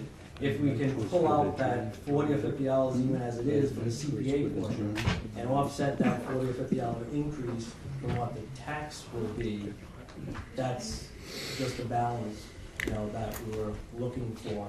And then also where we have 100,000 on residential, to have the same option for commercial and industrial. Okay. We're all set. Roberta? Now, last but not least, just want to clarify that. Yeah. In other words, the monies that would come from the business. No, she asked, she answered. What? Never mind, go No, ahead. you're fine. Continue. The Continue. monies that come from the businesses into the CPA, instead, you would be taxing them to go into the general fund, is that correct?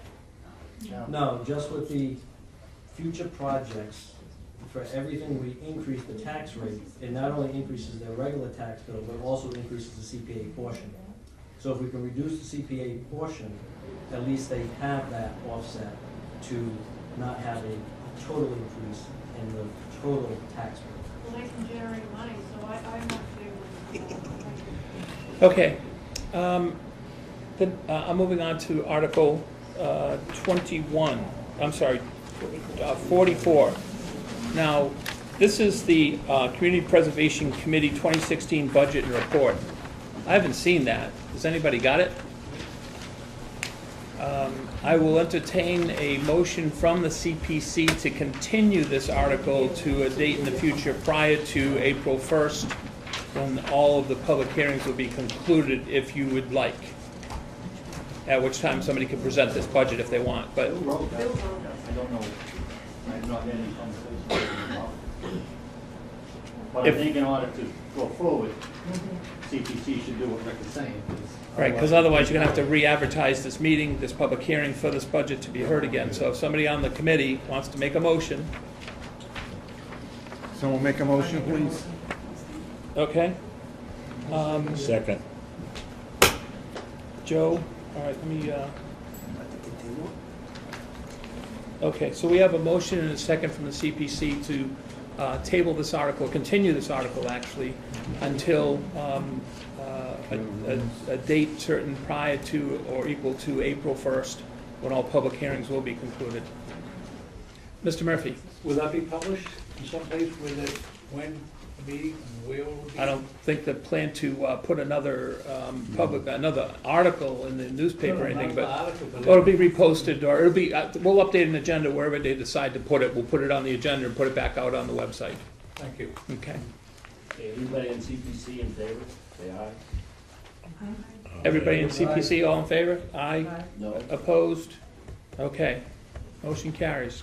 Great. Can I have a motion to take up Article 48, which we tabled earlier, to establish Pleasant Street Senior Housing Overlay Zoning District? Motion to take it up. Okay, Mr. San Marco? Second? Planning board, all in favor? Aye. Opposed? Abstentions? Okay.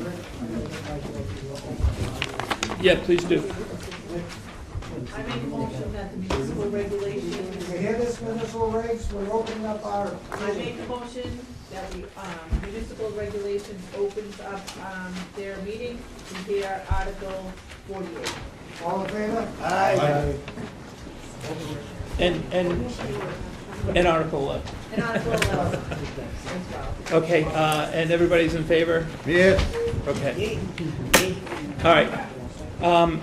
So Article 48, to establish Pleasant Street Senior Housing Overlay Zoning District, is page 23 to 26 in the warrant.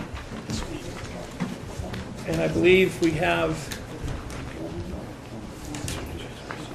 Second.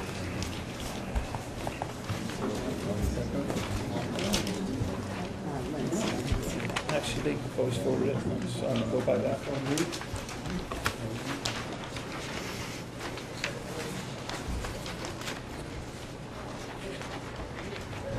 Is this a petitioned article? By whom? By Alan Morrison. But it has to be a Stoughton resident. The petitioner.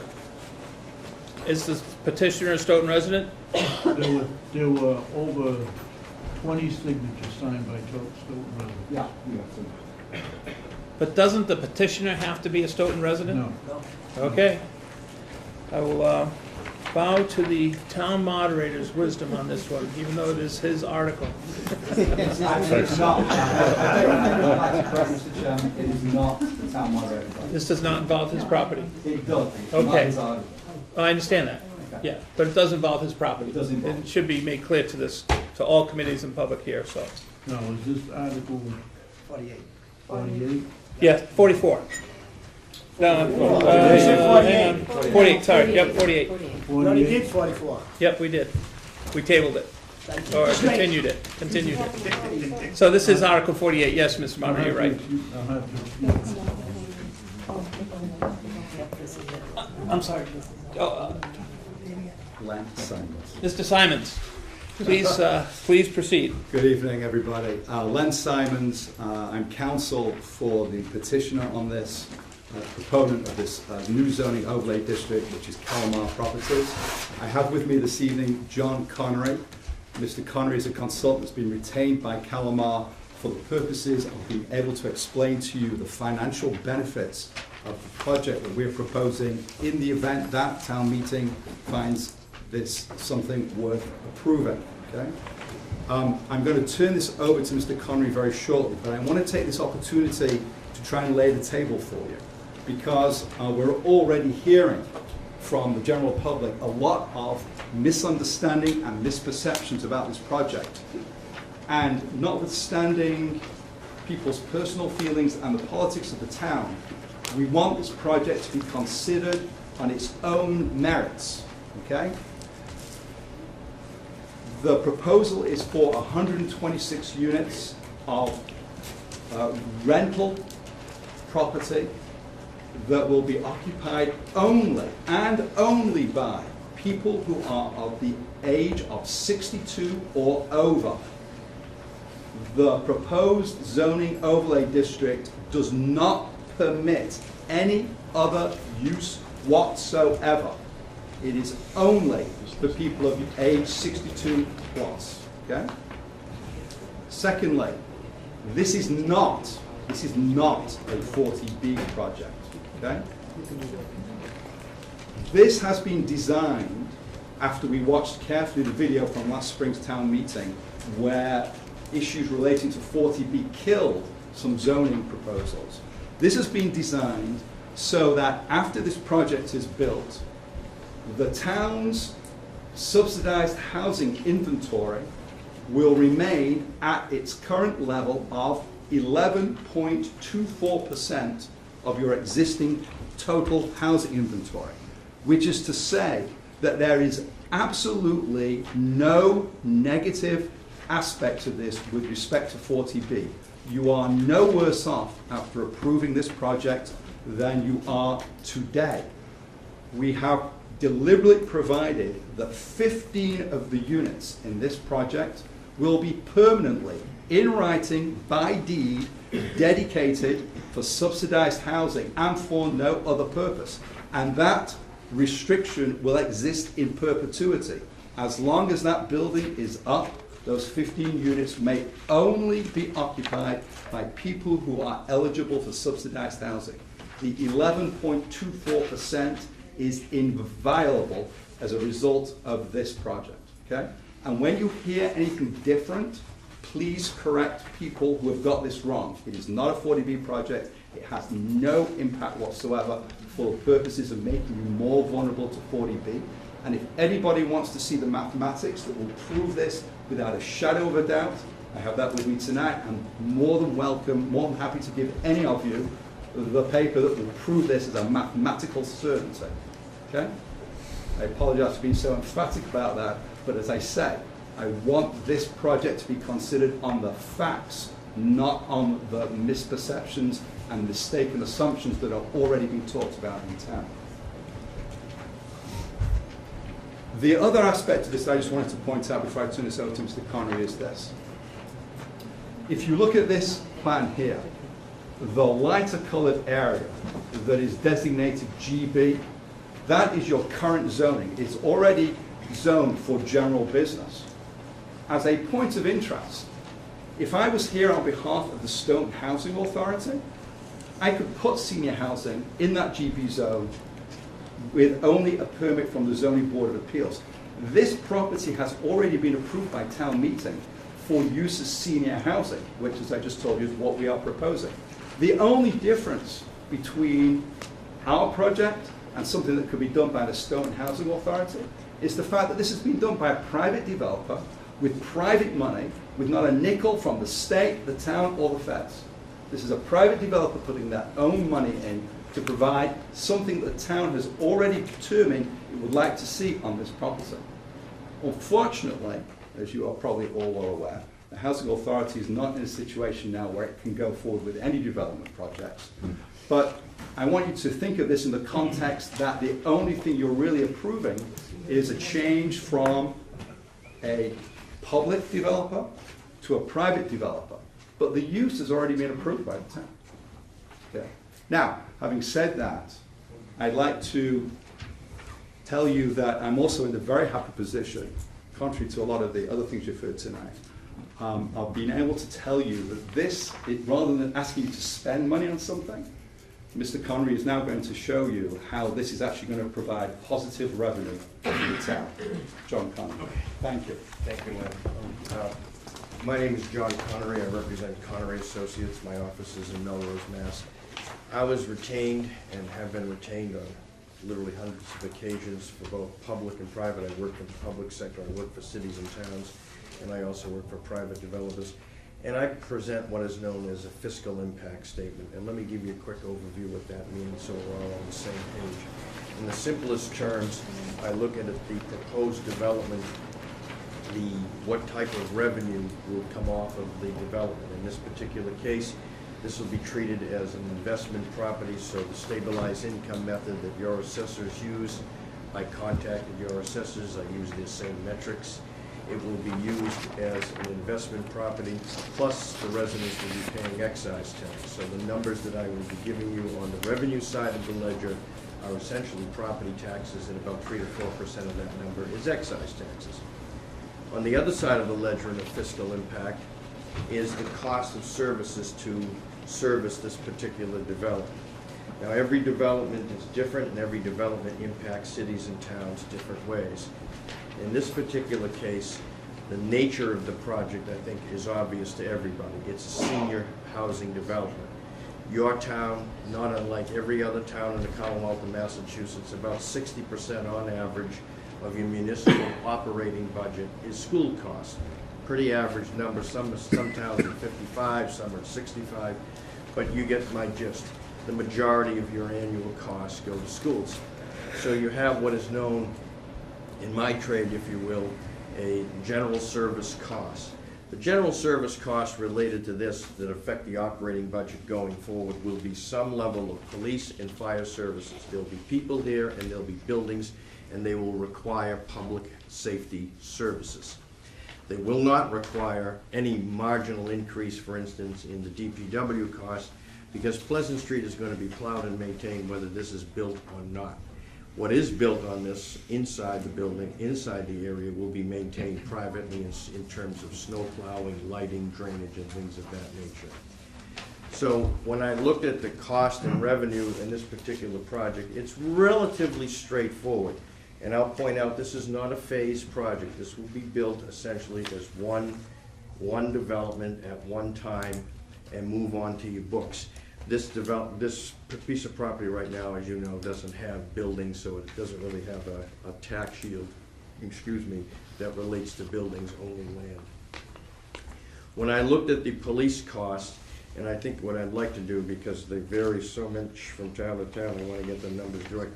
I do what is known as a departmental review. I don't go out and use a ULI study, or I don't do, I'm sorry. Can I just make a quick note? We did have a handout, which is the fiscal impact analysis, senior housing. It's the first 9 pages of, I think, a 44-page report submitted by you folks. Well, it's not that long. Okay, well, it's a long one. The Finance Committee got it. It's available to anybody that wants it. But just for the purposes of this hearing, we did put out the first 9 pages.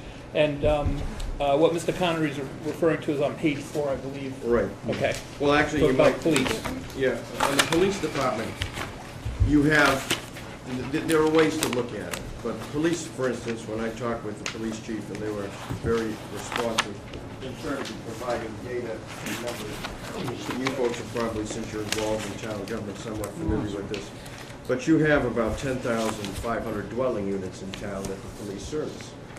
You know, it's pretty much an average number.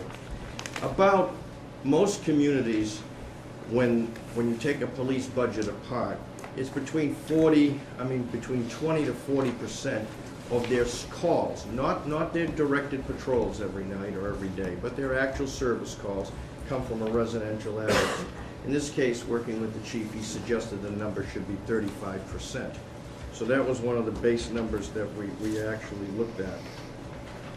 And what it actually comes out to on a dwelling unit cost is about $192 per dwelling unit, which again is pretty much within an average cost of police services in the Commonwealth, certainly in eastern Massachusetts. It's less in the western part of the state. When we worked that out, we could take the 126 units and come up with a cost of about $36,000, of about $25,000 in additional police costs, possibly. It's kind of conservative when you realize that average number includes all single-family homes, and this is smaller units and it's seniors, so the population per unit is quite less. But nonetheless, we took that conservative approach and said it's equivalent.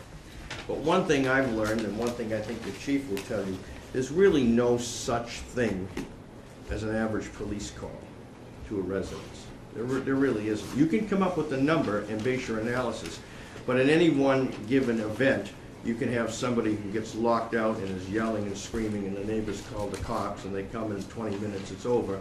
The next one might be some nitwit with a baseball bat knocking out windows, and that's gonna take you to court the next day, and you're talking to the ADA. So what I do... At Cape and Reynolds. I'm not going back there. I listened to the whole thing. This board is that. Sorry. I opened myself for that, I apologize. But I increased the cost by 50%, because in reality, ladies and gentlemen, an average police call in any given year, if you change that $192, next year it could be $232, and the year before that, earlier, it could be $145. So I use the heaviest number. I use the same technique with the fire department. In my analysis with the fire department, aside from their service calls number, I had to come up with an ambulance cost. And frankly, I made an error, and your fire chief picked it up quite readily, and we did this through email. I assumed that, you know, Massachusetts has the highest rate of insurance of any state in the union, 95%. Texas has the lowest at 74, we're at 95. So I assumed that since these people would be paying market rate housing, and the affordable component is 80% of AMI, it's not low income. People who are living here are not assisted living, they're independent elderly people over 62. That would put them, you know, I'm 7 years over that number already, so, and many of you are probably there too, not to give away any secrets or getting close to it. I see one guy bobbing his head yes over there. But the fact of the matter is, this is independent elderly housing.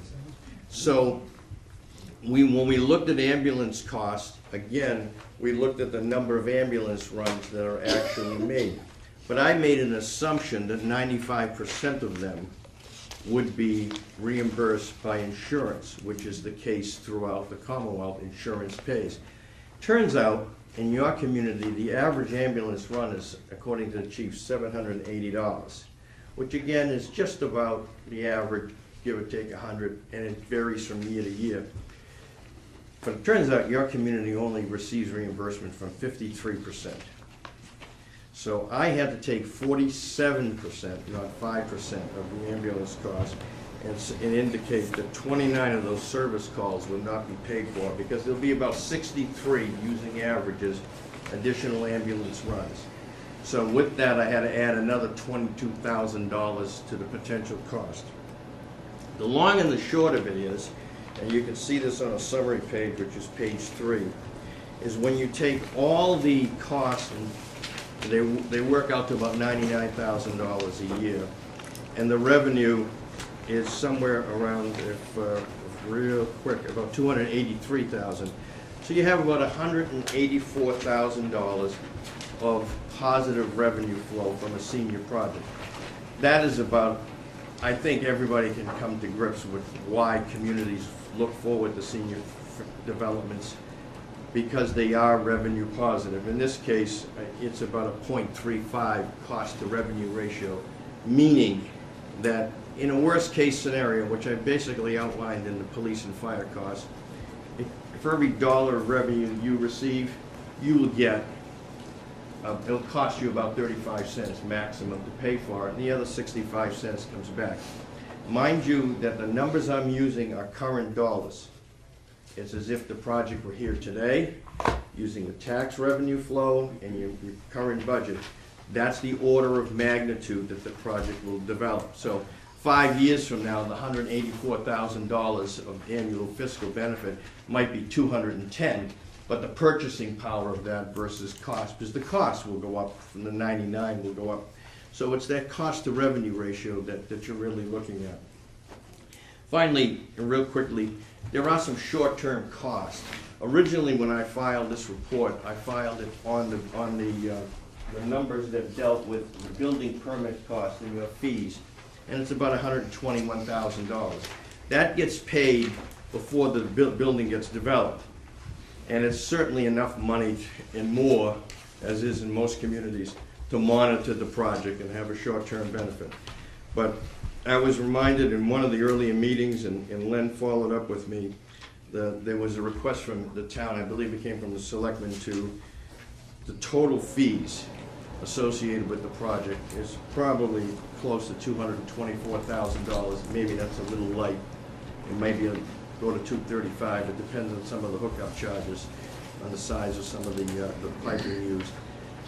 So essentially, there's about a $225,000 short-term fees, and in the long term, once the project's built, it'll operate at about a 0.35 cost to revenue ratio. Not too different than what most senior projects operate all around the Commonwealth. And I'll leave it to questions. Thank you. I'll start with Denise, and then Barbara, and then Joe, Jim, and Pat. The only If I can problem remember have that. with this is the scope of the authority, section B, and if there's a conflict between the underlying zoning bylaw and the Bouchard bylaw will prevail. I would like to see that reversed, that the town's underlying zoning bylaw would prevail in any conflict. Can that be rewritten? Mr. Chairman? Go ahead, I'm sorry, Mr. Simmons? What you're proposing would actually totally take away any effects of the overlay district. This is actually, the template I used for this was an overlay district that already exists in town, which is the SHMOO, okay? Yeah. So having already been approved by town meeting, I thought that was a good starting point. The way an overlay district works is it is the specific intent that it is all the zoning that applies is self-contained within the proposal itself. If you allow it to be subject to the existing zoning, you're basically saying that the overlay district has no effect at all. There will be no purpose in going through this. It's just as a matter of simple logic. So that's why that language is in there, because it's in pretty much that language appears in every overlay district that's in the Commonwealth. Yes, but I believe it's giving away the town's authority, control over the area. Only if town meeting approved the zoning, we would still be subject to all of the language that's in the overlay district. For example, we would have to go in front of the planning board for site plan review. There are dimensional regulations that are specified that would allow this project. We would have to comply with them. The use provisions would only allow us to do rental senior 62 plus housing. We couldn't do single family, we can't do condos, we can't do any kind of commercial under this overlay district. So it's an add-on to the zoning bylaw. You said you copied SHMOO. SHMOO gives LEED, United Nations lead partner, control over current changes. Do you have any current outside authority making current changes? I'm sorry, I'm not sure I understand your question. If the United Nations lead wants to make a change, it automatically kicks in. It doesn't go before anybody. The town has already voted to give the SHMOO, whoever the developer is, they can. Denise, I think the United Nations is probably out of scope on this, so It- I understand what you're saying. It's partnership. See, that's the problem. It's partnership. And I'm just asking where you copied Schmood. Okay. I mean, the bottom line is that whatever the law requires, this building will comply with it. Whose law? Whatever the applicable law is under the town, state, and federal laws. Right, I don't understand how the United Nations would pass Yeah, laws that we that's have to abide by, so I'm moving on. Barbara? Okay, so my first question is the 10% affordable, if you were covering, if you were using the overlay for the Schmood, isn't that 20%? I believe that it's 20%. Is affordable, it's affordable. Well, we used the Schmood as a template, we didn't copy it word for word. Right. So the idea here was to provide the number of subsidized housing units that would keep the town as exactly 11.24%. And the reason that when we did the Schmood, that we made it up so high was not only that we wanted to keep it, but we wanted to make sure that it went a little bit higher to protect us as units fell off. We didn't want to have to keep going. So if you could make it higher, that would be nice. That was my first little question. The second question is, who's going to do your deeds? Because we had a project come in under 40B and we didn't do the deed rights and we didn't even get them to be counted. So who is doing this deed and who's going to oversee the deed? The proposal, well, first of all, I'm already talking with town planner about it. Okay. And the thought, we've already had some discussion about this. If the zoning overlay is approved and we go in front of the planning board, the proposal would be that that would be a requirement of the planning board site plan approval, that we enter into it. And my other thing is on your methodology for figuring out how much this project is going to generate. Our sewer is subsidized, so I know that it's close to $1 million, isn't our sewer close to $1 million of subsidy? Our sewer. Subsidized by whom? By the taxpayers. Isn't if you don't pay our sewer isn't. No, actually, the sewer actually is, retained earning has a positive, it's water that's a Okay, problem. so water, I knew one of them. One of them is being subsidized. But getting much better. But getting better. So it is going to cost us money to give you water. And the other thing is our MWRA formula is based on the amount of sewage and water that is used and generated. So I do not know what that is. But I feel like before you get to town meeting, you should know what it is and how that's going to affect our sewer and water rates.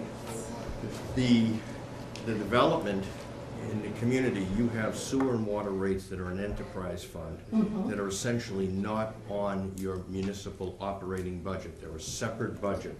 So when you get a water and sewer bill, you're paying for your use. This particular project will pay the same thing that you pay. Right, but the problem is that the MWRA number, which those rates are based on, is based on the amount of water and sewer that we use in this town. So that in fact could be affected by the amount of sewage and water that this project uses. It'll be actually, from my understanding, it's based on what they use. It's you pay as you use. So whatever the rate is that they use, that's what they will pay for. Right, I know, but I'm just saying that I don't want it to go up, so I'm just I saying. don't think it all I'm saying to you will. is, I mean, I don't. talk to we the won't. DPW, get me a nice report, I will be a happy little camper then, okay? That's all I'm saying. Thank you, Barbara. Joe? I have a quick question. Is it 126 units or 128? Your Yeah. rendition here says 128. My report says 128. Did I say 126? Yeah. I apologize, it's 128. It is 128. Yeah. Okay. And 15 is equal to 7.8% of that inventory, is that right? I haven't done the math, but that's Okay. Jim, Mr. Garen. I had the same question, so sewers and sewer and water. One last thing that comes to mind is, have you done a traffic study of the traffic coming out of this thing here on Pleasant Street, which is a very narrow roadway? Well, with a lot I of can answer traffic? that. Yes, we actually have done a traffic study. It is actually part of the package that's on the conclusion to it, because the whole report was with the appendices was too big to post. But it's actually on the Selectmen's website. If you look under the documents, it's posted there as part of a package we gave to Selectmen. And the bottom line is that during peak hours, we're expecting this to put about 20 to 40 cars into the flow on Pleasant Street. Our traffic consultants tell us it's not going to have any effect at all. It's a very, very minimal. You have to remember these are residences. It's not going to be generating much traffic during peak hours anyway because of the age qualification for this project. But even 62 today ain't the 62 of I was just 62 just a couple of weeks ago. So you qualify. I'm with you. I qualify. So, but the bottom line is, even if everyone came out at the same time, it would only generate about 30 to 40 cars during the peak hours, and the truck engineers say it's not going to make effect. We're supposed to be improving the traffic flow at the intersection of Central Street and Pleasant Street. Yes. Which is gonna keep almost a steady stream of traffic up and down that road, Yes. especially down that road Yes. going out of town. I think that your traffic study should really take into account that improvement. It does, and it actually proposes some mitigation to try and slow people down on Pleasant as well. No, actually, the radar signs, the speed signs. So that's already, my client has already volunteered to pay for that. Just real quickly, is that study something you could share with us? Or? It's on the, It's part well, of the the- entire study? Well, I think the executive summary. The executive summary is on the Selectmen's website. Okay. There is a document that's posted, it's a PDF, it's available to everybody. The Selectmen suggested that it be posted. Okay, 1 second. All right, so now I have Pat, Stephanie, Mr. Cohen, Rick, Ed, and Cynthia. Who doesn't want to ask a question? So, I'm just gonna Pat. pass, mine were traffic related as well, I'll go look at the study, I was questioning as well with 140 vehicles, how that cannot have impact on such a bad end of town, but I'll pull that out. But I do wanna say though, I also very much appreciate the packet with all the numbers in it, it did answer a lot of questions I had ahead of time, so thank you for providing that. All right. Joe, tell them they're coming from the planning board. Commercial for the planning board. Ms. Carrera. I was writing really quick, so I just want to confirm some things, but I do have a couple of questions. Just to touch on what Mr. Guerin said, I grew up on that street, Mrs. Lorette grew up on that street, Mr. Mullen grew up on that street, and there's always going to be traffic on that street. It's unfortunate, but in the 6th grade, I could tell you when it was 3 o'clock because the traffic just was at a dead stop. So, traffic studies are good, but we grew up there, we know. So, I just want to confirm, when you were looking at this project, did you look to see what the town had for water? Like, what our use was? Yes. And what we have left to use? Yes. Because I'm a person that is very much in favor of helping out the existing residents, as opposed to, hey, come on in and build and take all our water, because no one in this room wants to go on a water ban. Yeah. Okay. So, yes, Okay. So the answer to that is that before the client even authorized me to do any work on this at all, they went through a very extensive due diligence process. And part of that process involved DPW and getting all the numbers and available figures for water and all the utilities that are available. It just so happens that we had a lot of trouble locating the information relating to the water pipes in Pleasant Street. We contacted a former head of your DPW who was retained as a consultant and who told us then where we could find that information. We then found that information, provided to DPW, and all of that has been reviewed and signed off on by okay, DPW. that makes me happy. The 15 units that are gonna be subsidized, Mr. Simons. Yes, but I wanted to call him Len. Sorry. No, the professional hat. The 15 units, are they going to, the subsidy, they will be for 62 and older? 62 and old. There will, no one is going to, if somebody comes to my client and wants to rent one of these apartments, and we find out that they are not 62 years or older, they will not be allowed to sign a lease. And we have a mechanism in place for dealing with people who are under 62, who existing residents are allowing to stay there on a, shall we say, more than temporary basis. It's not allowed. Will this be like a type of gated community? It's not going to be gated. Will they have their own on-site management? There is, Some of the Calamar properties do have on-site management. In fact, sometimes what happens is if there's a resident who wants that particular job, they will get that job if they're qualified, obviously. We have not yet made a determination whether that will happen at this site, but they are very carefully managed. And, I did look at the traffic study, and I apologize for not attending the first meeting, but you thought about putting lights there, like when people come out, traffic lights? The traffic consultants looked at that and determined it wasn't necessary. And will the project be built in phases, like is it gonna be No. phase one, it's just gonna be all done in? Yeah, it goes up all. Nope, and that's all my questions, thank you. Lynn, may I make a correction, because I think I misled some folks. When we talked about the affordable percentage, I mean, the math is relatively straightforward. We have 128 units. You need to keep 10%, above 10% to be not subject to 40. You're over 11% now. This project has 15 units, so on the question of a little bit more, it already does that. We're about 12. That's 11.4. 11.4. Thank you for doing the math. I was trying to do, but I forgot my long division. I got 11.8. 11.71. Okay. Anyone else? It's the finance committee. Hang on a second. Actually, it was John, and then Bob. John gave all mental rights. If this were a 40B, what would the affordability count be at that time?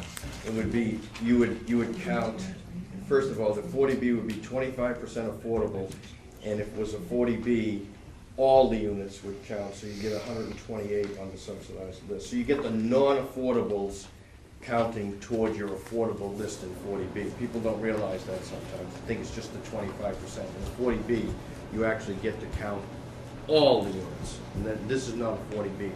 I think the town might be more receptive to you if you bump that figure up a little bit to help us without pushing it, if that's possible. It's a question of economics, you know. If the more subsidized units we have, then the higher the rents we have to charge on the market rate units.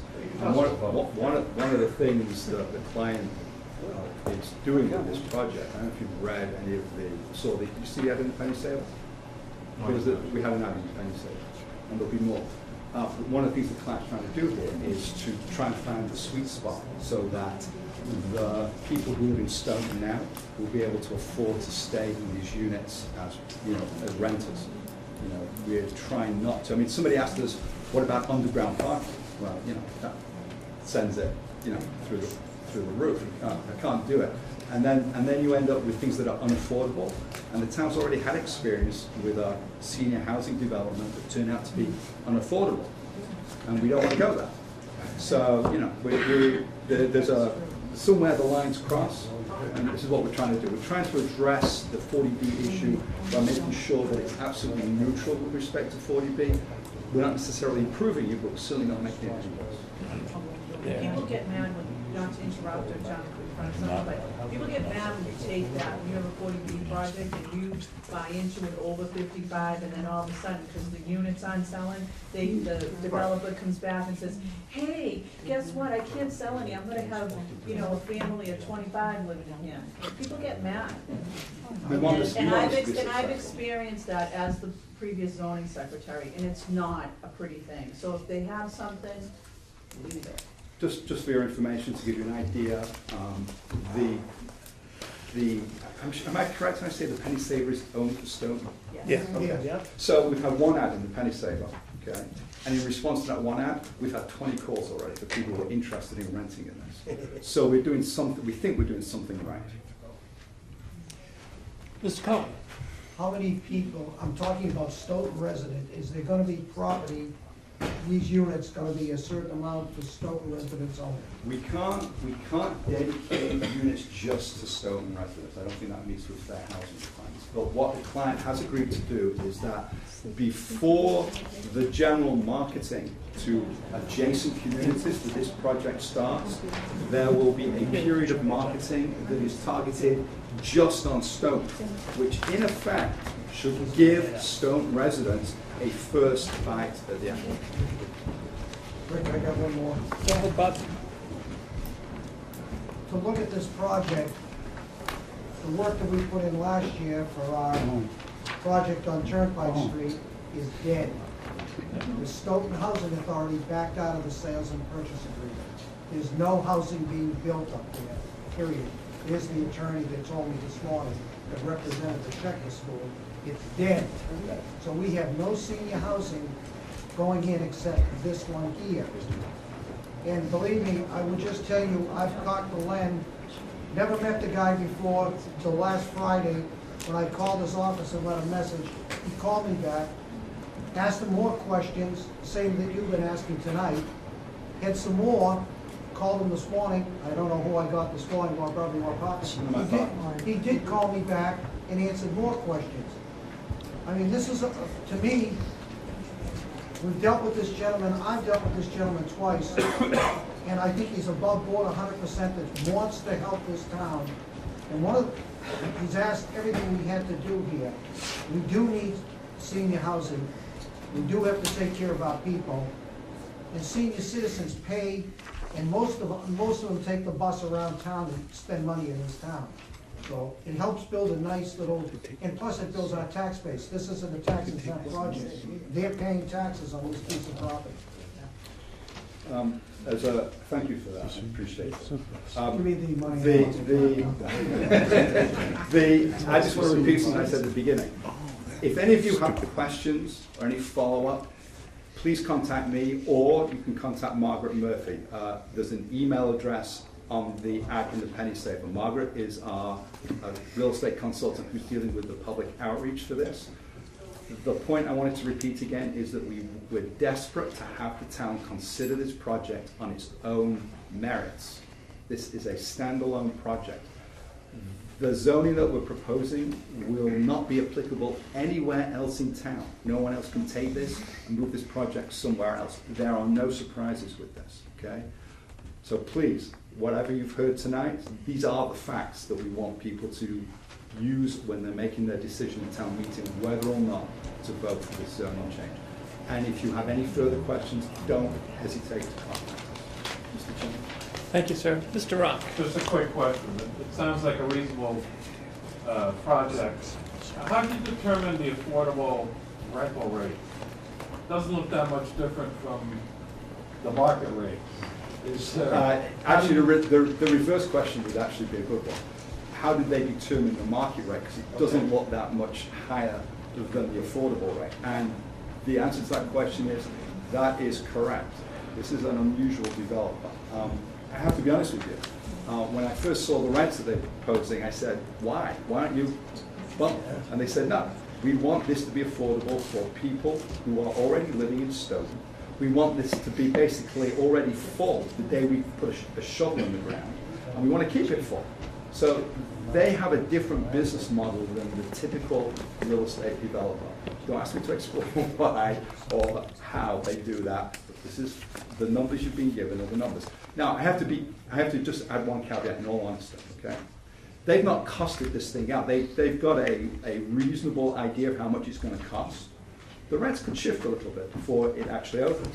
Because if, for example, they go into the ground and they find, although I don't think that's going to happen because they've already tested, but if they found a ton of ledge and they had to start doing stuff with the ledge or engineering around the ledge, or they're going to put some cost in construction, that might get reflected in the market rents, but it's not going to get reflected in the subsidized rents. Okay, thank you. Mr. Trunfield. Yeah, what's the form of the ownership of the building gonna be? Is it a REIT, is it gonna be a corporation? It's a corporation. This is actually a family-owned entity out of up in New York State. They've got about 11 or 12 of these. They will create a single-purpose entity, probably a limited liability company to own this. Okay. And that limited liability company itself will be owned by the guys in the New York State. Is there gonna be any FHA financing involved with this project? Not to my knowledge, it's all private money. So in 20 years, you're not gonna sell it off and get rid of the building, that sort of thing? What's going to happen in 20 years, I have no idea. I mean, the people who are putting their money in this own it, and they have the right to sell it. Yeah. If they decided they could make money selling it, or they're going out to this business for some reason, yeah, I could get some. In the 15 units that are affordable, whatever they are you controlling those, or is the town as sole housing authority gonna? The housing authority will be doing the annual audits on those, and however the town wants to set up the control of those units is going to be fabulous. Okay. Selectman Welch. Select person Welch. Selectman, that's the job. My sister was a patrolman, my niece was an airman. Yeah. Not to me, and then I'm just a whoop. And I'm a woman. A couple of facts. The first one is, there are more people over 60 in Stoughton than there are under 18. Demographic, that's the fact, them's the facts. Now, if you want to attract younger folks, there has to be some housing for them. With this project, folks that have been waiting, because they can't qualify for subsidized housing if you sell your house unless you do some fancy finagling. But there are folks that are waiting to downsize. So they could downsize and sell the 4-bedroom house they own now and still stay in Stoughton, and I think that's important. I looked up the revenue sheet. There is a $614,000 taxpayer subsidy water. The water rates are due to be considered in June, and I think you know that. Do you know, gentlemen, are you going to have one water meter? I don't know the answer to that. I don't know. I don't know the answer. Because if you have one water meter, they pay the bulk rate, which is higher than the rate that we pay on our homes. Hey, what I have here, this is what that's been submitted, is the water fees were, remember I mentioned that there's a little question, subject to change, there'd be a 3/4 inch meter fee at $175 times 128 units for $22,400, and an 8-inch tap fee of $15,000. So, looking at this, it looks like there's one 3/4 inch meter fee. But they then, to get the value, they multiply $175 times 120. Well, we have a deal with condos, so that they pay closer to what the house rate is, but we don't have that with multifamily. I mean, we do have tiers, and you'd be in a higher tier, obviously. From what I've read here, it looks like there's one meter. Well, that's, 1 meter means all the water that goes to that 1 meter, which would be probably tens of thousands of gallons. And so they'll be in a higher tier than the average homeowner. That's what we have here. Okay. I have Mr. Murphy, I have Mr. Sammarco, I have Steve, and also Stephanie in the pipe. Mr. Murphy. Just a clarification, I see the yellow blocks, and I see the red dots. Yes. Which is the property, and which is the zoning? Okay. The red dots are just the zoning line, okay? Existing? No, as proposed. Proposed. As proposed, okay? The property that's going to be developed by us, if town meeting lets us, okay, is approximately this area here. I actually have in my bag, if you'd like to see it, a version of this that shows you the actual development area itself. There is actually more land within these red lines than we are actually going to use. And the reason for that is that when we were coming up on the December 31st deadline for filing the citizens petition, the engineers were still hard at work trying to figure out the best layout. We were rotating the building to see its effect on the neighborhood. We were moving access ways around. So to make sure that all the possible land that we might end up using for the purposes of the project were within the overlay district, we included all of this. The driveway, actually, if you have the patience, and I can put another board up, I can show you exactly. Sure. Thanks. Don't you sleep? Actually, this is probably the best one to show you. This gives you the context and the neighborhood. All right. So I apologize for those of you who may not be able to see this really clearly. So here's Pleasant, okay? This is the Hanson House's store right here. Shh. Can I ask the side conversations? It really takes away from... The private driveway, it's not a public street, it's a private driveway that's out on Pleasant. Comes up this way, okay? And here's the building here, okay? The land that we control is all the land within this area here, which if you compare it, I don't know if you can see, this point here is here, this point here is here, This point here is down here. So this piece down here is not included in our development. Okay? This is a wetland. And the reason the building is over on this side is to keep it as far away from the wetland as possible. We rotated the building several different ways, and we decided that the best thing for the neighbors here was to be seeing the back of an apartment building, okay? Rather than having the traffic come in this way and reversing this U, so it would be this way, where you have all the parking in here, and the access would be this way, which would be much more of a nuisance for the Lower Avenue neighbors than what we've developed here. There's a thick buffer zone of vegetation and trees that are going to go in the back here.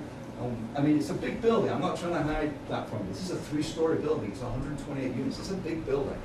But in terms of being disturbed, the only thing that might happen back here is if someone takes their putter and some golf clubs and decides to knock a few balls around. There are no kids. There's not going to be any Black Sabbath, memory concerts going on in the background there. No one's going to be moved on. I'm sorry? I think they probably moved on. They may have moved on from that. I don't know about that, John. But it's quiet. It's been quiet. What about dogs for people? Heavy metal. I don't have the answer to that. I have no idea whether this is pet friendly or not. I've never even thought to myself how much dog park. I don't know. There's a dog park down the road. Just to walk through the woods.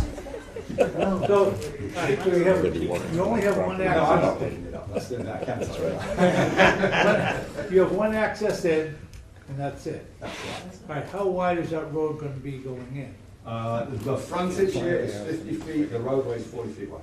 40 feet wide, Yeah. sidewalks both sides? One side. Okay.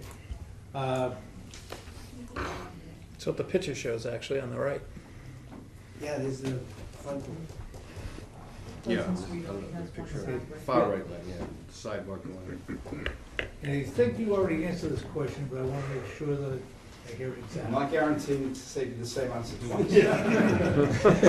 That's like our lawyer.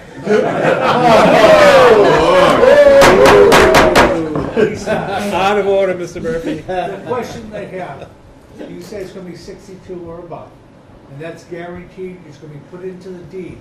So you cannot come back, not you or the group cannot come back 1 year, 5 years later because they don't have enough sufficient rentals and change that. Let me just, this is a zoning overlay district that has to be approved by town meeting, okay? The only use that's allowed under this, if you look at the language, it's very specific. It's an apartment building, 62 plus, nothing else, okay? The only way that that can be changed, it cannot be changed by the selectmen, it cannot be changed by the planning board, it cannot be changed by the zoning board of appeals. The only body in town that can change that is town meeting. So town meeting control, anything that needs to be changed, is only in the control of town meeting. Because we have had that issue before. Not with town meeting, only with the ZBA. No, with. ZBA. Right. Yes, Zoning, ZBA. but Because that was a condition in a permit that they granted, and therefore they could change that condition. They have no power to do that here at all. Zero, none. I'm comfortable with this, thank you. Okay. Mr. Samaco. Well, I was gonna ask the question, why can't you take over the housing authority and help us out? We can't get we can't have volunteers build this now. I never said that. It's not being built with public money. If he wants to come and put in a few hours, it's fabulous. Mr. Mitchell. Bob kind of got my steam, but I don't know this guy, and I don't know the builder. But Mr. Simon came before the zoning board in the biggest development that I ever saw on the zoning board. And I haven't seen too many good lawyers over 14 years. I would say he's one out of five, and he's probably the top one. Oh, why don't you explain what he did? He doesn't like to. You might want to get the minutes in that quote, because that carries a lot of sand in this town. My conclusion from the kind comments. You gotta pay him a compliment, he feels very My comments. Did he bring IKEA in? That's right. I'll tell him.